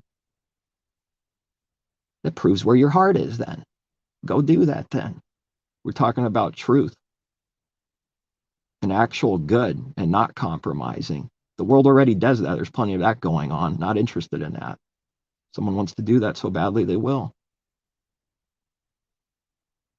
They don't believe in this enmity or something, like we're supposed to actually like evil and like the things people are doing. To love that is to love evil, which is to be viciously evil, which looks bad to the world. That's how it defends evil constantly. If it thinks because everything works off of carnal images and blind stupidity, if it makes you look evil, they think they got you. You just spoke to someone that's not buying and selling images. Sorry, it doesn't work like that, but if you need to think it works like that, someone will, and that's it. It'll go away. Does it mean we've been perfected because we're speaking of something, that what the thing we're speaking on, we're literally perfected in it? No, it does not automatically mean that. Unbelievable. There's just no way to do good in this world. It's always attacked, everything, literally all of it. There's no possible way in the darkened mind to do good, because they create their own rules and their own laws at will, and they change it when they need to change it. It's never the same. It's never this spiritual thing that Father teaches is always true. Now we go based off of that being true and not changing, compromising to get some kind of gain or to hide, masquerade, or get self-gain. We change the thing that's supposed to be always true in this situation. And when this situation, we go back to the other thing we created and go back and forth all the time. Here's how confusing it can get. Even if someone doesn't change that thing, but it's always the evil thing, that doesn't make it good because he's not changing it constantly. It's still the evil thing that it made up. But the way the mind works in darkness is that it gets an extreme example and says, this is bad. If I don't do the extreme thing, but I'm doing something a little lesser evil than that, it's good now. What is that? The world hides that it is that constantly by saying two lies doesn't make a truth, two wrongs doesn't make it right. Yes, it does. In this world, it does. All the works prove that's what the world really believes in their heart constantly. But if the devil says, two wrongs don't make a right, and we smile and it makes us look wise, makes us look good, the intention for that being said is to hide that that's what it's constantly doing. That's it. It wasn't righteous. It wasn't out of loving truth or care, just to hide that that's what it does, the evil thing constantly. And for serpent wisdom, so people can worship them and clap the hands, all this with the heart, getting worshiping the gods. Anything could be someone's using the word God, because I don't care when I use the word God when it's connected to darkness, because it's like, I don't care what, setting apart evil. What is that? You mock it. But it's not about the word God by itself. It's just that when people speak of God in and of the world, it's monstrous. The works show that it's monstrous. They don't believe the very words they say so often. You can't just say two wrongs don't make a right, and then your whole day you did a bunch of actual sin that proves you don't believe that. What is that? It's like saying two dark things that's actually black. Two black, what can I give an example of? Is that a good example? Two items that are pitch black. And then, they're darkness. They are darkness. But if you combine them, it makes it light now. Stupid. But the words that are said in the world are right words there when it's said like that. I don't see the proof for the works, though, that they believe or understand it. I literally see the works that prove that they believe it makes it light constantly. What else should I do? What else should I say? Lie? Okay, everyone, I see that the world proves this, and they always do works that prove that two dark things combined can't be light now. I see most of the time people not doing that evil work. I'd be a liar. I know I would be a liar, but the Father would bear witness, and it would be a lie. So then once again, if someone says the Father knows I'm not lying, he's bearing witness, my conscience is clean. We read these things in Scripture. It doesn't matter to the world. It's supposed to matter that we're just doing the right thing from self, seeing that we're just doing and caring about the right thing. That separate thing with other people, about making sure their approval or their, that's already corruption and compromising, which makes it sound selfish, doesn't it? When that's the only way to do good is to make sure self is doing good. Ooh, selfish. Since when was doing good for self selfish? Since when was good evil? Have they ever considered that there is a good way to do good? That making sure self is doing good is that when you do actual good works, at no time it's evil. So how could you call it evil to want to make sure self is doing good, when in reality it's being done good works and not evil? Where is there grounds to say any of that's evil? There's no law against anything that's good, the Father's things. Anything that's the Father's righteousness and good works, works of love. In short, there's no law against it. Unlike works of darkness, which says don't do this or do this, and people don't do this. The point is the law is against, it brings out sin always, sin. Which when you contrast it, but the law specifically brings out what sin actually is. And it's a law against evil, The law is for the unrighteous, like we read. That needs to be understood. It doesn't mean a bunch of other things that this world will imply. But we read that, the law is for the unrighteous. Now, if we use it corruptly and say, well, we just used that verse, now I said the words, now that makes me something automatically, that's evil. That's a deceiver. Because nothing works like that. Nothing. Just because you say something, it's like, now it's true. That there's no works to prove it when you just talk with the mouth and that's it.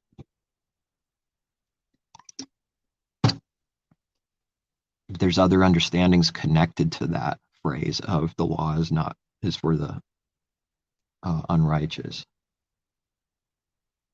Where it's connected, it takes an understanding here to understand something over there. Without the understanding, it's always going to make it sound like something is being said when it's not. And then that ends up being a lie. And it tricks people. And if someone believes the lie in their heart, how are they comprehending and doing the actual works that the knowledge is connected to?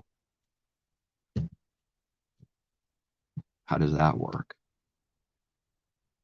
What if it takes specific knowledge to build some kind of machine, complicated or not, doesn't matter. It takes specific, some kind of knowledge. I mean, what if you don't have it? How do you say that you can do that work now with actually not having knowledge? Zero knowledge. We're actually talking about no knowledge, not playing games. That means it's not in someone. The knowledge is not. How do you do the work? Even if it's a simple thing, it's true. It still requires knowledge to pick up a ball and throw it at someone. If you literally don't know what that is or how to do it, it won't even come to mind. The works. You can't even vision what that work looks like. But this is so against who and what man is already. He knows everything. Satan says so. You shall know good and evil. Done. And everything is based out of knowing already. When it's backwards, he doesn't know. So when they hear words, when they hear things, someone is basing it off that spiritual reality of good and evil, the devil says. It's basing off of knowing already, and then coming off of knowing. What if in reality they don't know? What will that work be? It will all be lies and evil, all of it, because the foundation's corrupt right from the beginning, because it says it knows when it doesn't know. And it'll be a false everything. It'll be even a false, what it sees for an image even. It's all out of not knowing. But if you do, when that's true, but you do it out of knowing, in someone's mind, there's no way that they don't know. The only thing they'll think of and come up with is a lie. That's it. Because the only way to get to the truth is, I don't know, and then having directly given. There's no way to the truth through the other thing. It never will be found. It comes from above, so that what another way of like saying it is, you could search all over the earth for the stars to like hold it in your hands. Sorry, you have to go up, period, to where they are to receive it. You can search all around the earth, sniffing, sniffing, searching. Something that's from above that you think you can get from beneath, and it's not so. Messiah says, I'm from above, you're from beneath, right to their face. It's violently prideful and, evil to the Pharisees. Was it actually violently prideful and evil, or was it just true? And if it's actual truth, how is it prideful? It exposes someone's heart that they call actual truth prideful. It tells me what their heart really thinks of truth. Oops, I wasn't supposed to do that. And they expose themselves as an enemy that they always were trying to hide. When is man not hiding? Never. He's always hiding. It's like these things are just like, it's not in the mind. When we read something and it's a foundational understanding, Adam and Eve running and hiding. When are they not hiding? They're always hiding. Everything is done based off of hiding. That means the foundation is corrupt and everything that builds from it is corrupt. Because if the bottom's corrupt, everything it builds on is corrupt. It's building a wicked house that's going to fall.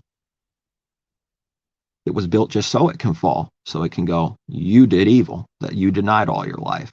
But here's the proof now. Boom, fall. But if the foundation stands, that means it's built to stand because it's right. It's so good and stands, it will continue on into the next stage. Because what's being built lasts forever. Does that imply some weird other things? No, it doesn't. It brings out that that's the good thing and that's true. It doesn't start implying a bunch of crazy other things because we read that, But that's what man does constantly.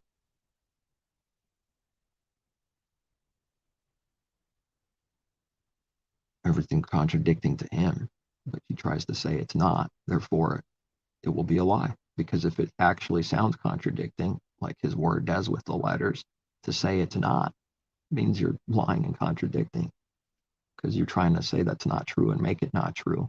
You're breaking something that's true already, constantly true, which is the letters contradict a lot between other letters. Carnal with carnal contradicts like that a lot. To work and say that it doesn't is to already do nothing but lies, because of the reality that it does do that, but it doesn't contradict spiritually from spiritual to spiritual. Maybe that's why we read compare spiritual with spiritual. It's comparing meaning of his word with meaning somewhere else in his word. Carnal man doesn't do that. He just sees the letters and an image that the letters create outwardly. Carnal, natural. That's it. Even though he makes himself sound spiritual in different ways, it doesn't matter. It's a trick. It's a magician. He's making himself look way smarter and knowledgeable than the reality and truth. It's the works of a trickster, a magician, and a deceiver. He's not who he says he is, ever, when he's doing those works of trickery, proving that he's not who he says he is. But he believes his own lies. And if someone exposes the lies, it will cry and scream like a baby so that it tries to sell what they want you to buy. Because that is the last defense, is to kick, scream, and cry, to make something look real, to make you look bad, to make it look like they're telling the truth. Because one step further is the grave. That's man actually seeing he's a sinner and wicked and denying himself. And no one wants to do that. One step further is the grave. So it's the last defense, literally. It's literally, I give it everything I have because all my other defenses were broken through, and now it's my last defense, literally, or else the king's going to get killed and die. And so he wages this ungodly war when that last defense is needed, and will do everything and anything someone thinks they know how to do, period, for that last defense before they deny themselves. That's the enmity and hatred of mankind towards the Creator. And it was everyone first, period. You know, that's what we were, all that, blinded and deceived. And everything I see is out of authority from the Father. It's not an opinion when we read something in Scripture.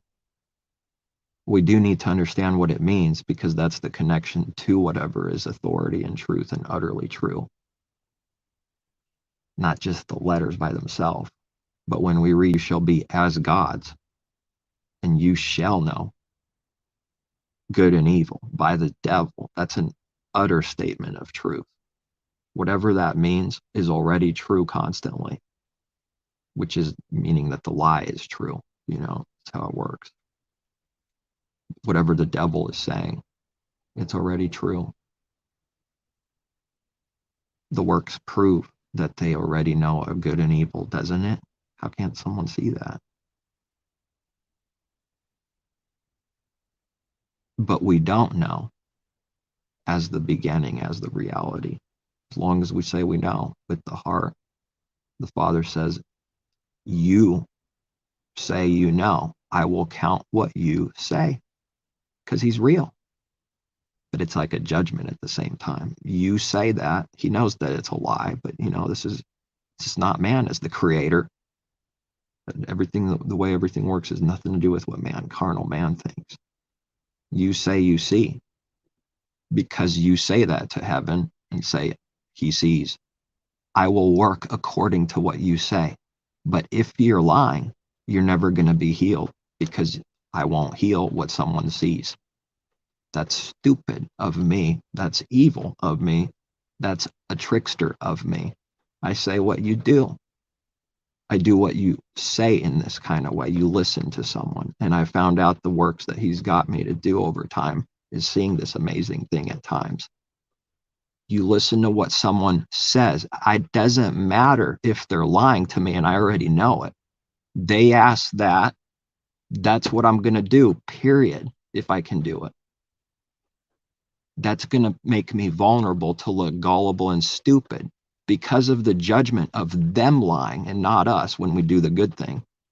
They will see you're stupid and gullible for doing what they asked, because it's a judgment, because they lied when they asked you and didn't mean whatever they're asking, because you do it. Now, that's the right thing for us to do, even if we know it's a lie. But somewhere deep inside there, they just saw good come their way, and it's like bothering them. It's like a little bit of like seeing like unbelievable, and it's like trying to say truth, you're convicting them, you know, it's like exposing them. So then it attacks the one that did what it asked to do, what they asked to do. Why? To cover that that's who and what they are. They literally don't realize that that's them. They are doing what they just accused. That's who and what they are. They can't bear it. They can't accept it. Has to be me, has to be you. When we do what the right thing is, we must be doing what they're doing, because it's not true that I'm a sinner. I don't sin. I don't do evil ever in the heart. So that's not blessed. The only way to do evil is to be a hypocrite then. And then when you judge, dump what you are on someone else. They're doing that because they did the evil thing first there. And now it's stupid for you to listen to them, which makes them look wise. So they can say, you're stupid for listening to me. You asked, 5-year-old. Get over the fact that they did it first. They asked to do that. And now I'm stupid for listening to them and caring. What do you really think of truth? It's not you that's stupid. No, that can't be possible ever, ever. You as in whoever does this work, you know? That's amazing. That's such an utter taking. But it doesn't look like that in this world because the world supports that evil. So it's a hard thing to accept continually perfectly because they don't actually believe in their heart that they're deceived and did evil. And that we can believe and actually see that they don't believe they did that. And we know they did. But they'll do the exact opposite and never admit it. And while they do the works that prove they do that and never admit it, we also see that they literally believe they're wise and you're the fool. That's how backwards it is. And you have to walk away and not murder them.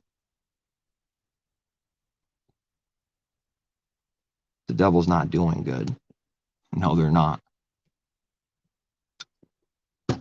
That is monstrously evil. And it's impossible for man to do this. That's so viciously backwards. But you have to do what's good. Or else you do the exact same works that they do. Period. You break everything. You do all evil. When we do evil back, it's monstrous. It's like breaks everything. To not love neighbor as self, we wouldn't want them to do that to, us. Same. What reward will you have for doing the same thing the wicked do? Messiah says. What reward? There's no reward for doing evil. There's no reward for doing the same thing that evil does. And now you're good because you responded evilly and did evil back. Yeah, man believes that's good. It's called revenge. It's called vengeance for self.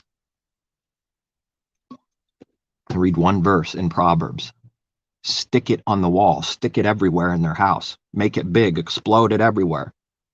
Torment them. They spin in a circle looking at it. Do not say, I will seek vengeance. I will repay. Put it on the wall. Put it on the TV. Everywhere they go, they see that verse. You don't believe that. You don't believe that. You don't believe it. Face it, face it, face it, face it, face it, face it. You actually don't believe that. One verse, religious person. You don't believe that. You don't believe that. Face it, face it, face it, face it, face it. You don't believe that. You don't believe that. You don't believe that while you say you do. Face it, face it, face it, face it, face it. Am I crazy now? Well, that must sound insane, but man, I think it brings it out. They run away from that and never face that they don't believe the scripture when they're contradicted. They never want to ask why they don't believe it. If you do the works that prove that you're happy with and love vengeance and repaying, you just proved you don't do what Proverbs says there with that verse. Tell me when it's not true. They can't do it. Father says in his own word, don't say to yourself, seek vengeance and I will repay. He doesn't know how to do that. Evil doesn't have the good thing or patience or belief in his judgment. So many things have to be taught and believed for you to even be able to remotely start doing that the real way. But that thing like in the walls and they're spinning and looking at it, see, it's good to just go away. No going away. You can't speak to me anymore unless you face what this verse is right here, right from the foundation, period. You don't want to face that. We're not building off of a false foundation. Too bad. I don't like it. You're wicked. And they murder you and they run away. Okay. We're not accepting evil. I don't want to do what's right. And I have to mock myself because what I didn't do things, yeah, didn't. You just pray about it, realize it, acknowledge it. Don't want to do it. We're talking about, darkness that never believes, though. They never do good ever. They don't want to do good. Learning and growing in Messiah is required. And because that's true, that means no one's going to be perfected in one day. And yet, does it sound like we're teaching someone to sin? Like, does it sound like what I'm saying is go out of your way to sin? How could someone even remotely accuse that? Everything's proving that I don't believe that at all. Zero. from what's being said out of understanding and teaching. But if something along the way while we're speaking sounds a little like it, boom, you did that.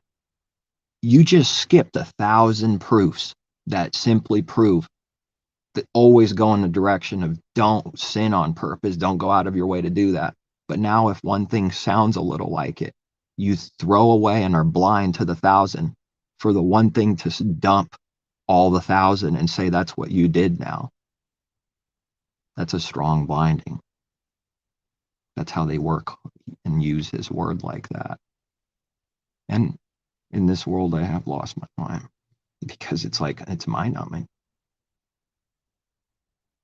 That's what the world's doing. Like, and they can't ever acknowledge. There was no belief in any authority or that we hear from the Father or that we see truth and that, it's given.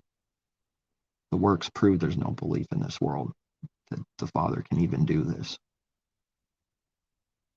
When that's what we're reading constantly. Speak to the children of Israel. Tell them this. I'll say this. Do this. The judgments.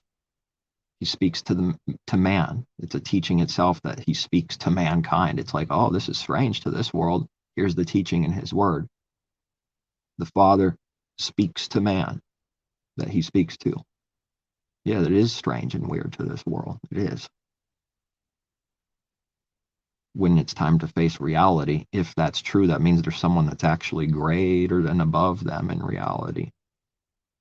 When they see actual real belief for that, that's what's despised. But how are they able to look like they believe that continually and not actually believe it?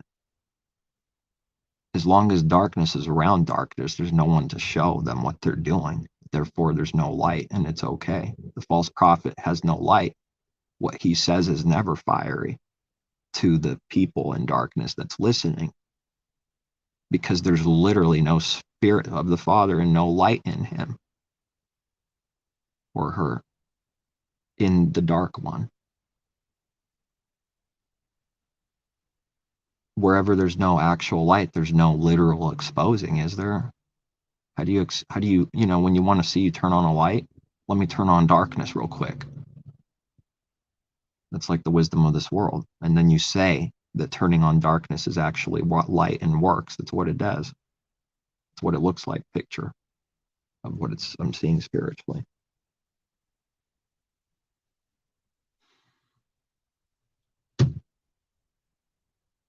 There's a reason and cause for everything. It's like you ask these questions to the Father. How do they say what they say? But then it looks like everyone loves it. How? But then if we say something similar to that, people are hating it. Why? Because there's no light in them. Because they don't mean what they say. Their heart doesn't believe what they're saying and what they're saying, what the words they're saying and what that really means. They don't believe the true thing. And they say what they don't, believe what you say and don't say what you believe for real. People will clap their hands to evil. They're cheering on literal lies. I don't care what it looks like. That's what's being done for real. And it does take to see this. It takes time to really see this, to be able to see it like that. What's the confidence to know what you're seeing, If someone's not seeing, you ask. And if they're asking and they're wanting to see, and that's what someone wants to do, the fathers, they will see this, that it's this bad.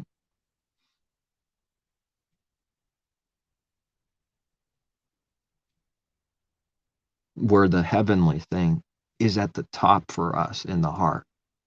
You spot the lie right at the first thing, a spiritual lie. Murder in the heart is the top part. All of that, it's like, who cares about all of this? What are you talking about? Let me get back to my religion and the way that they run and do things and talk about worthlessness and not talk about the real sin ever, the higher thing ever. But the carnal, lower, lowly, natural, earthy. Does that imply some weird thing, like, just so weird what man does, strange darkness what the enemy does? if we don't know what spiritual is really meaning, then it's going to be some false thing that the carnal man thinks it means just to make himself look good, and it has nothing to do with, that's not what it's implying or adding or whatever his word, like it might sound like, because the earthy natural things are like that, that's evil all by itself, when that's not even the point. That's not even the meaning. This teaching exists to bring something out that's carnal in contrast to spiritual. Doesn't automatically mean, that the earthly thing all by itself is evil because it's what? Earthly? That's how you bring things out, the carnal man. The natural man, the flesh, when we read flesh, it's not about the literal flesh all by itself. If that's the problem, then everyone needs to just shoot themselves right now, which sounded really bad right there. The Messiah did overcome sin and didn't sin in this same flesh. How does someone explain that then? If that's what actually happened, then that's not the real meaning, what someone would add and imply. It's not the real problem or the heart of the problem. The point is for mankind to learn that the invisible things are the higher things for our heart's intention, in contrast to the lower earthly natural things.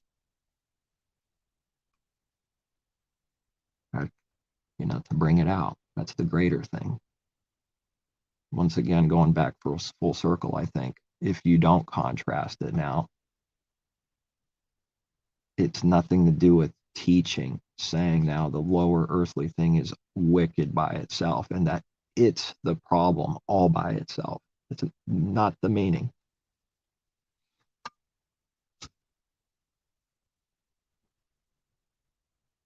And it's like, what does it have to do with reality, with real sin? But that's like the carnal man's doctrine. It never has to do with the heavenly real sin and real things. If it sounds like it, it will. So it is. So let it be then to someone. Don't they realize that if we start actually doing these good works, this is how someone gets life? But just because it sounds crazy to this world and like nothingness and stupid, can't look at darkness for meaning. It's darkness. You can't go to darkness for meaning. To go to the Father, who's light, for understanding. Through Messiah, for light, understanding, truth. These are the commandments that we start keeping. He'll give us life. This is real.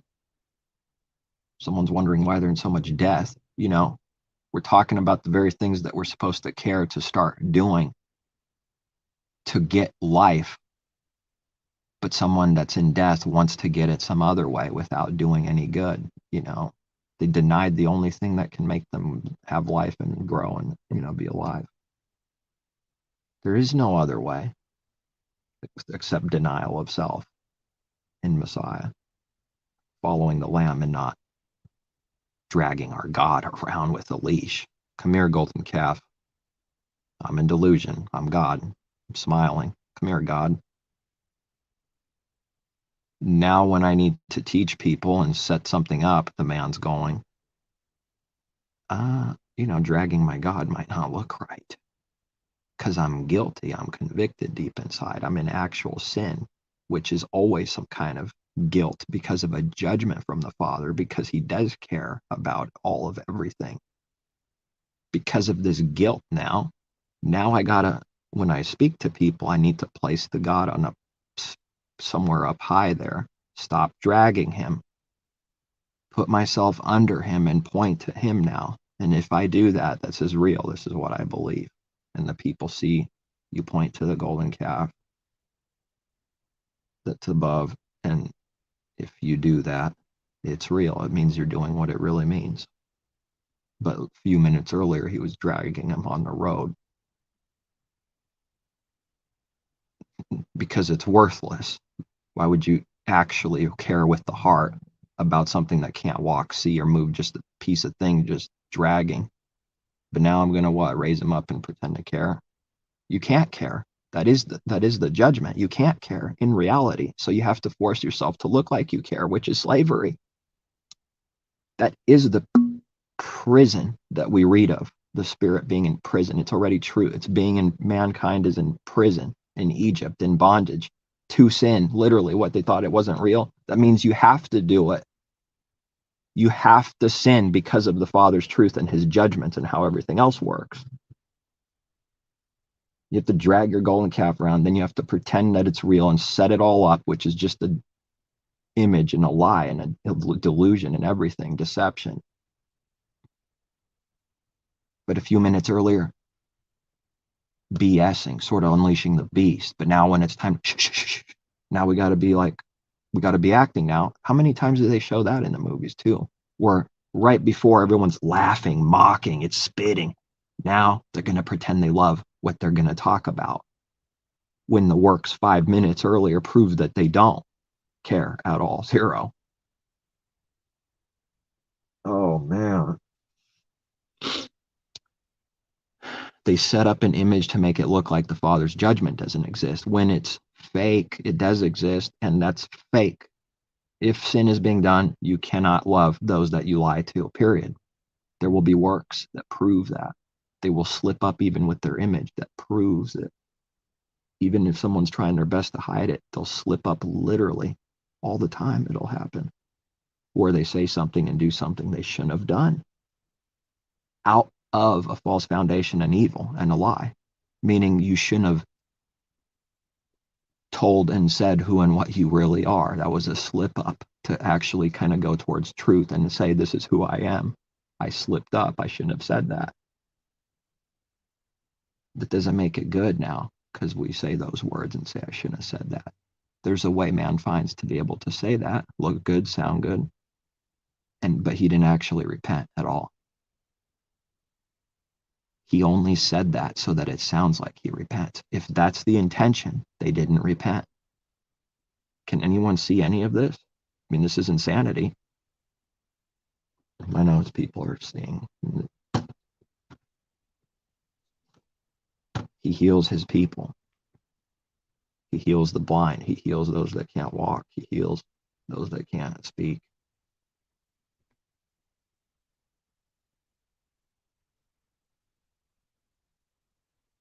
That is tricky. But I'm saying if the only intention from the heart was to say something so that it looks like you repent, that was never actual repentance. That's the work we see in this world constantly, all the time. It's not possible for a devil to repent and be sorry for an actual evil someone did. A wolf isn't sorry for who and what it is. It's not sorry for tearing at the sheep and destroying life, innocent life that didn't attack them. Without a cause, it destroys them because they're evil and hungry. They need to eat. Everything needs to eat. Have they found out? All creation is hungry, thirsty. A lion is not sorry in reality for tearing at whatever it's licking the blood and eating the flesh, and it's very calm while it's doing it. The wicked say, it doesn't bother me. They're right. But what they're trying to hide is that there's a strong judgment that is in them, that they're not doing so good. But the evil doesn't bother them. That's true. That is true. No conscience. He shows off out of the pride that he's in by saying, it doesn't bother me. I'll sleep at night. That's wicked. He's showing off for being evil. They eat my people. They crouch and wait to attack. All we read in his word, what the wicked do to his people and what they just do to anyone. But especially those that have life, Once it gets its meal, it's calm. Now it can sleep because we read. The wicked don't sleep, period. They don't sleep. Who believes it? The wicked don't sleep. Unless they do evil.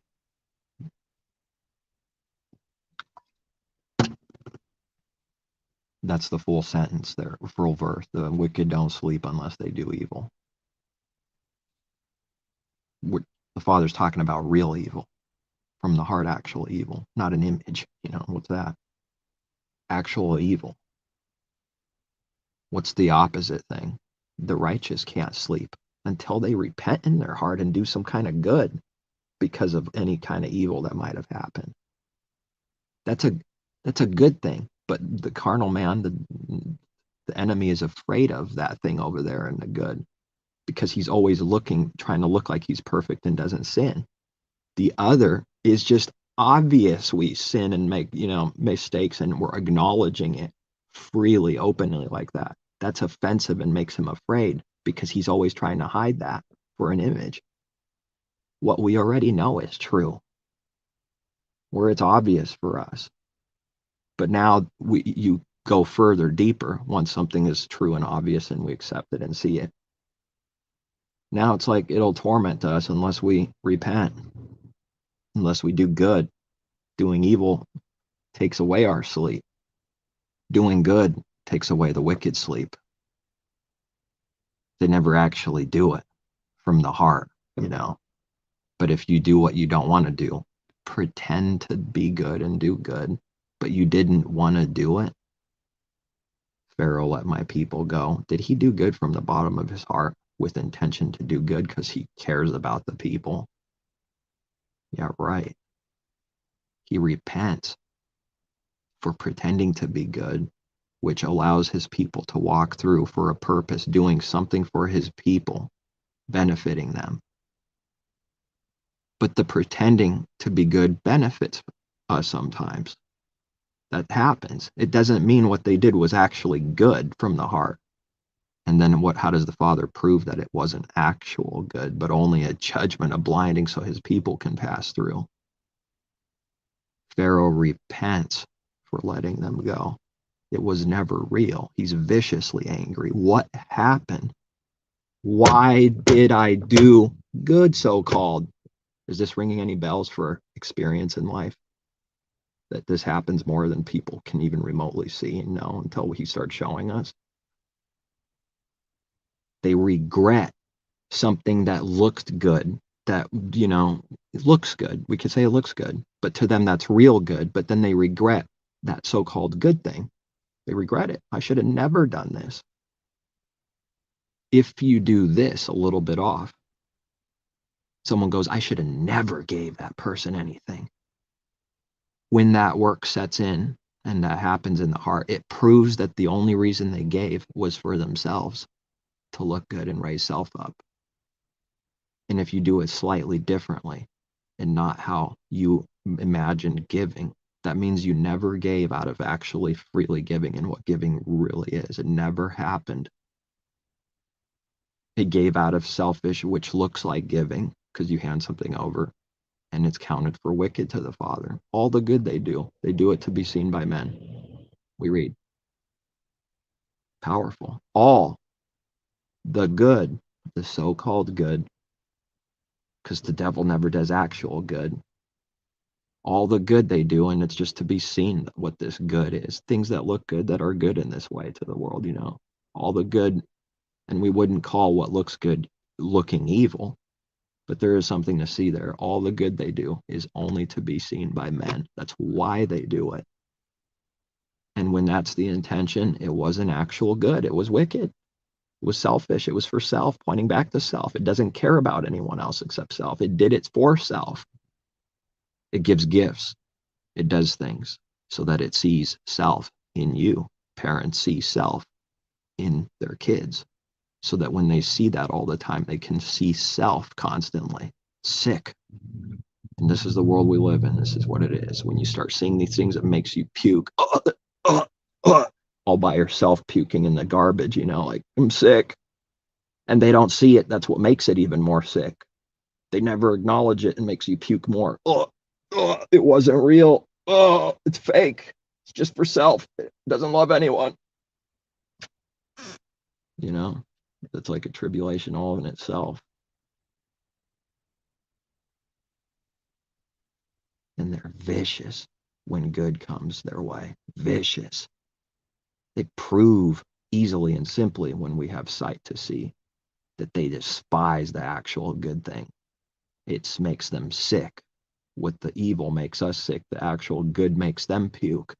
Literally, spiritually, is just like the good, but the opposite. It literally, the actual good from above makes the wicked puke. It's sick. It's wicked to them. We're talking about actual good is wicked.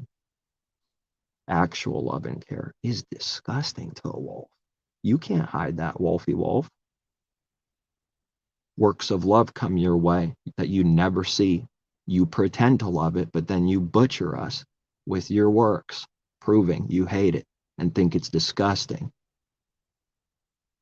You hate that, and you hate people doing evil to you, and you hate actual good done to you. You hate everything, literally.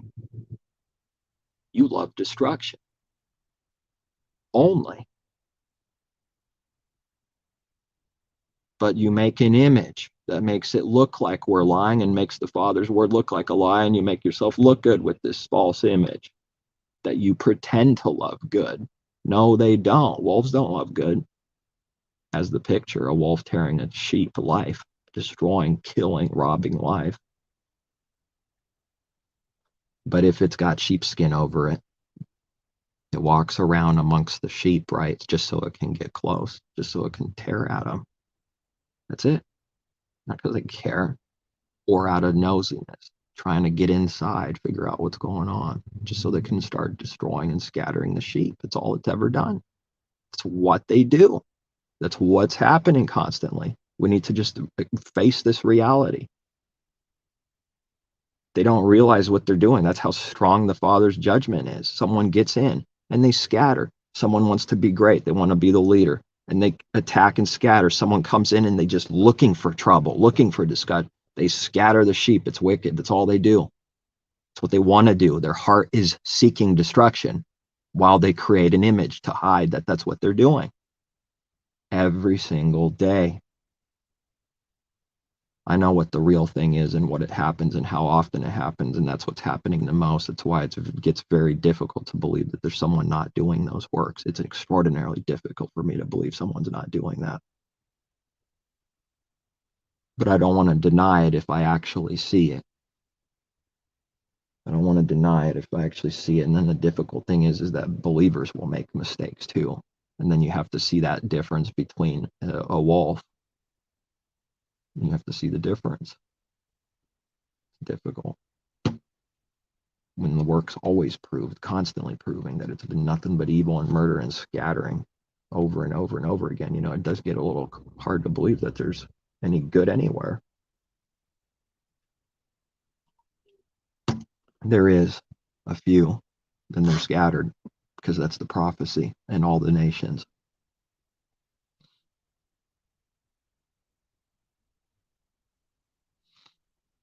And someone, this is what happens the most, which doesn't imply anything else, does it? Or does it to someone? Just because the thing happens the most, it implies some other thing. This is what happens the most. People get close to someone so they can destroy them, spiritually speaking. And if that really cuts to someone's heart, maybe it's because that's what they're doing. Because otherwise, if someone can't see that, love that, or see that truth, what is it then? They hate the truth? How does someone not ever see that at any point? That's what's happening the most. That's all. It's just happening the most. And it's tricky.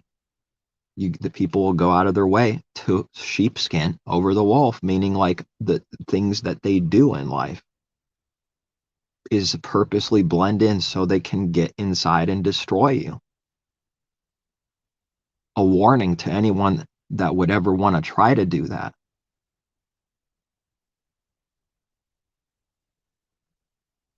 That's Pharaoh and the Egyptians. Never forget it. And his people will be lifted back up if they try to take them down and hurt them a little bit. That's a warning for the wolves. Whoever's a wolf out there, that's all.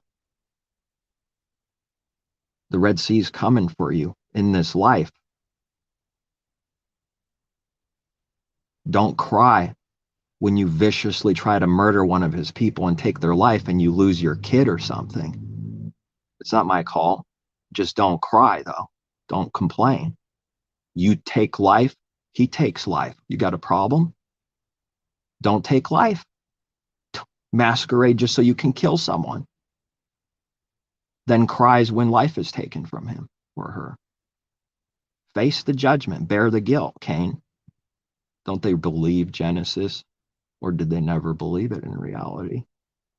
Bear the guilt. This is too much. It's too much. Too bad, Cain. Wickedness has a consequence, and you're going to face the guilt now, and you're going to bear it, period. You're going to have to learn your lesson, period. I can't bear this. Oh, they're going to seek out and kill me. Not so in the way Cain thinks. Doesn't mean that they're not going to ever kill or do evil. But like, he's thinking easily, quickly. Everyone's just going to come after him. Because why? Why would that? Killers, coming after killers, there's no blessing through evil. It's always going to be the evil thing. When someone does evil, more evil grows out of it.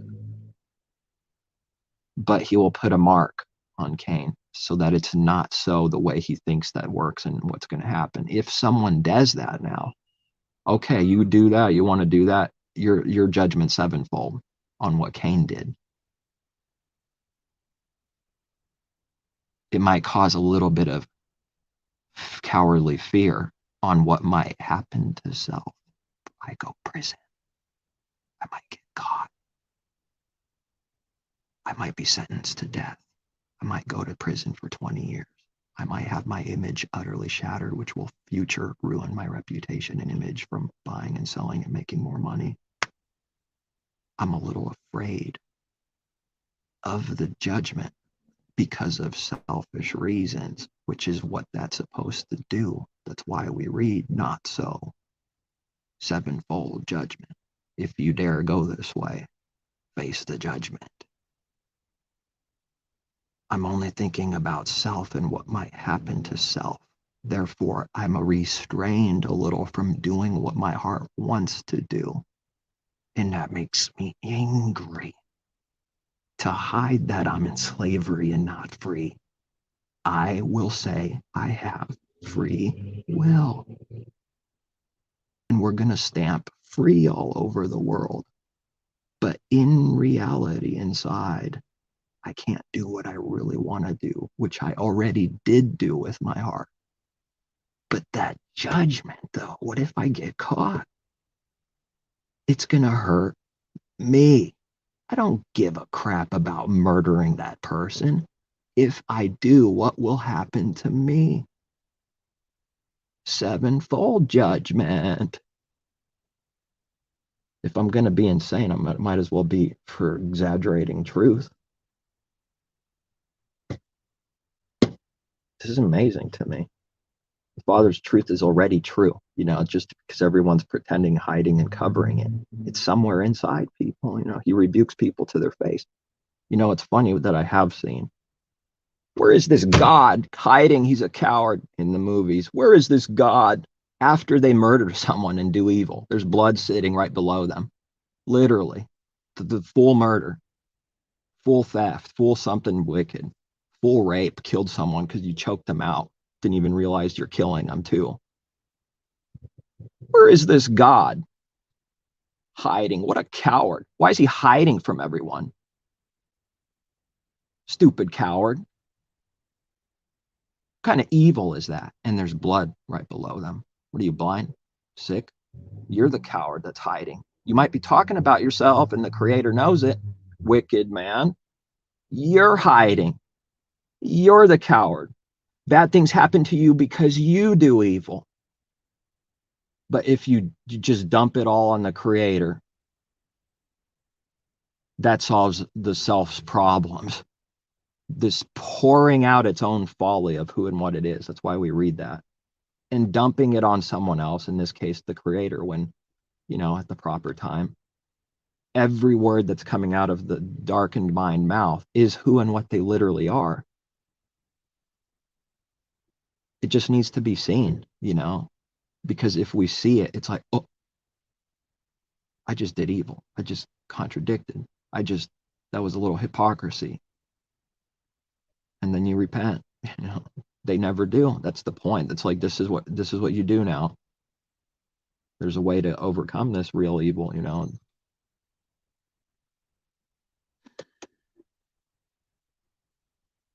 Oh, why doesn't he just rebuke people or tell them right to their face? And why is he hiding? What do we read? I will not hold them guiltless. I will rebuke them to their face. Just because you're so blind that you can't see the rebuke is right in your face. Right in your face, spirit to spirit, the Father's judgment. Right in the face. It says, why is the coward, weak and coward, hiding up there? Why doesn't he do something to my face and rebuke me to my face? He is, you blind idiot.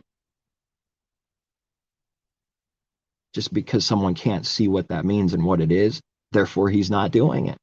Therefore the man ends up talking about himself only and who and what he is. We do read he rebukes people to their face. A loving father does do that for all the little children, whether the many are still in hatred towards him or the few that are, you know, brought near. He does rebuke to the face. He makes it sound like that's what he wants. When it happens in reality, in judgment, in real life, today, when judgments come, some kind of thing comes back on them, a rebuking to their face for doing evil. They hate all that stuff that's coming at them. They don't want any of that. Complaining on why this is happening. But then 5 minutes later, 10 minutes later, why doesn't he rebuke me to the face? He did, and you hate it. So you're lying, you're blind, you're confused. It's a literal confusion and blind. There's no other way to explain it. You, in reality, carnal man, hate this rebuking and judgment. You hate it, you complain about it. And then over here now, tomorrow, you say, why doesn't he rebuke me to my face? The very words he says, he does not believe himself or understand what it means. The works prove it. Who cares what someone says by itself? The works prove it. Every single time it happens like that, it proves it, you know, over and over and over again. It is scary. This strong judgment of the Father, man, blinding. It is a strong blinding. It's like a protection in a way too, because all the mankind that did evil throughout all mankind, you know, it was all done through a strong blinding too, you know, but nevertheless, what? Never speak these things because it's offensive or because someone doesn't like it or it sounds evil. What if that's the only truth? And never talking it about means you never talk about anything true at all. You just cover it. I think I got an order finally after 3 hours of sitting here since I started my day on this shift today. 5 o'clock, 3 hours exactly now.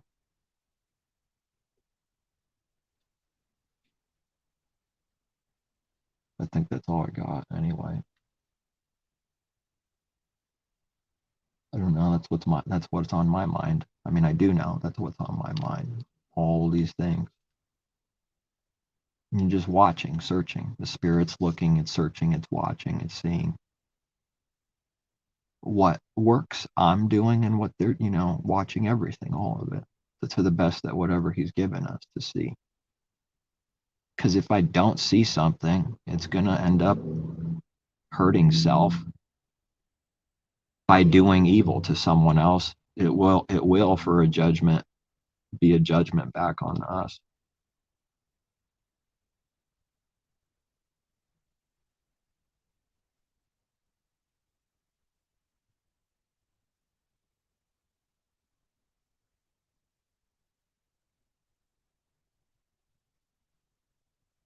I find it amazing, like the way the Father proves His truth. But this amazing thing, once again, it's like zero proof to the world, to the blind, and it should be. Because, if someone's blind, saying that you can prove something to them with sight is dumb because they're blind. It would be a lie. Someone's blind and they've never seen anything, like literally never seen the trees, the grass. They're just born blind. Sort of literally speaking now. How can they see what someone's trying to tell them if they've never actually seen it before? How do you imagine what you've never literally seen before? They don't think this reality exists spiritually. Yes, it does. It means it's something like the natural. It means you literally don't see something that if we seek, we will see, but we literally didn't see it, couldn't see it before. All right, peace takers, seek truth from above. That's all.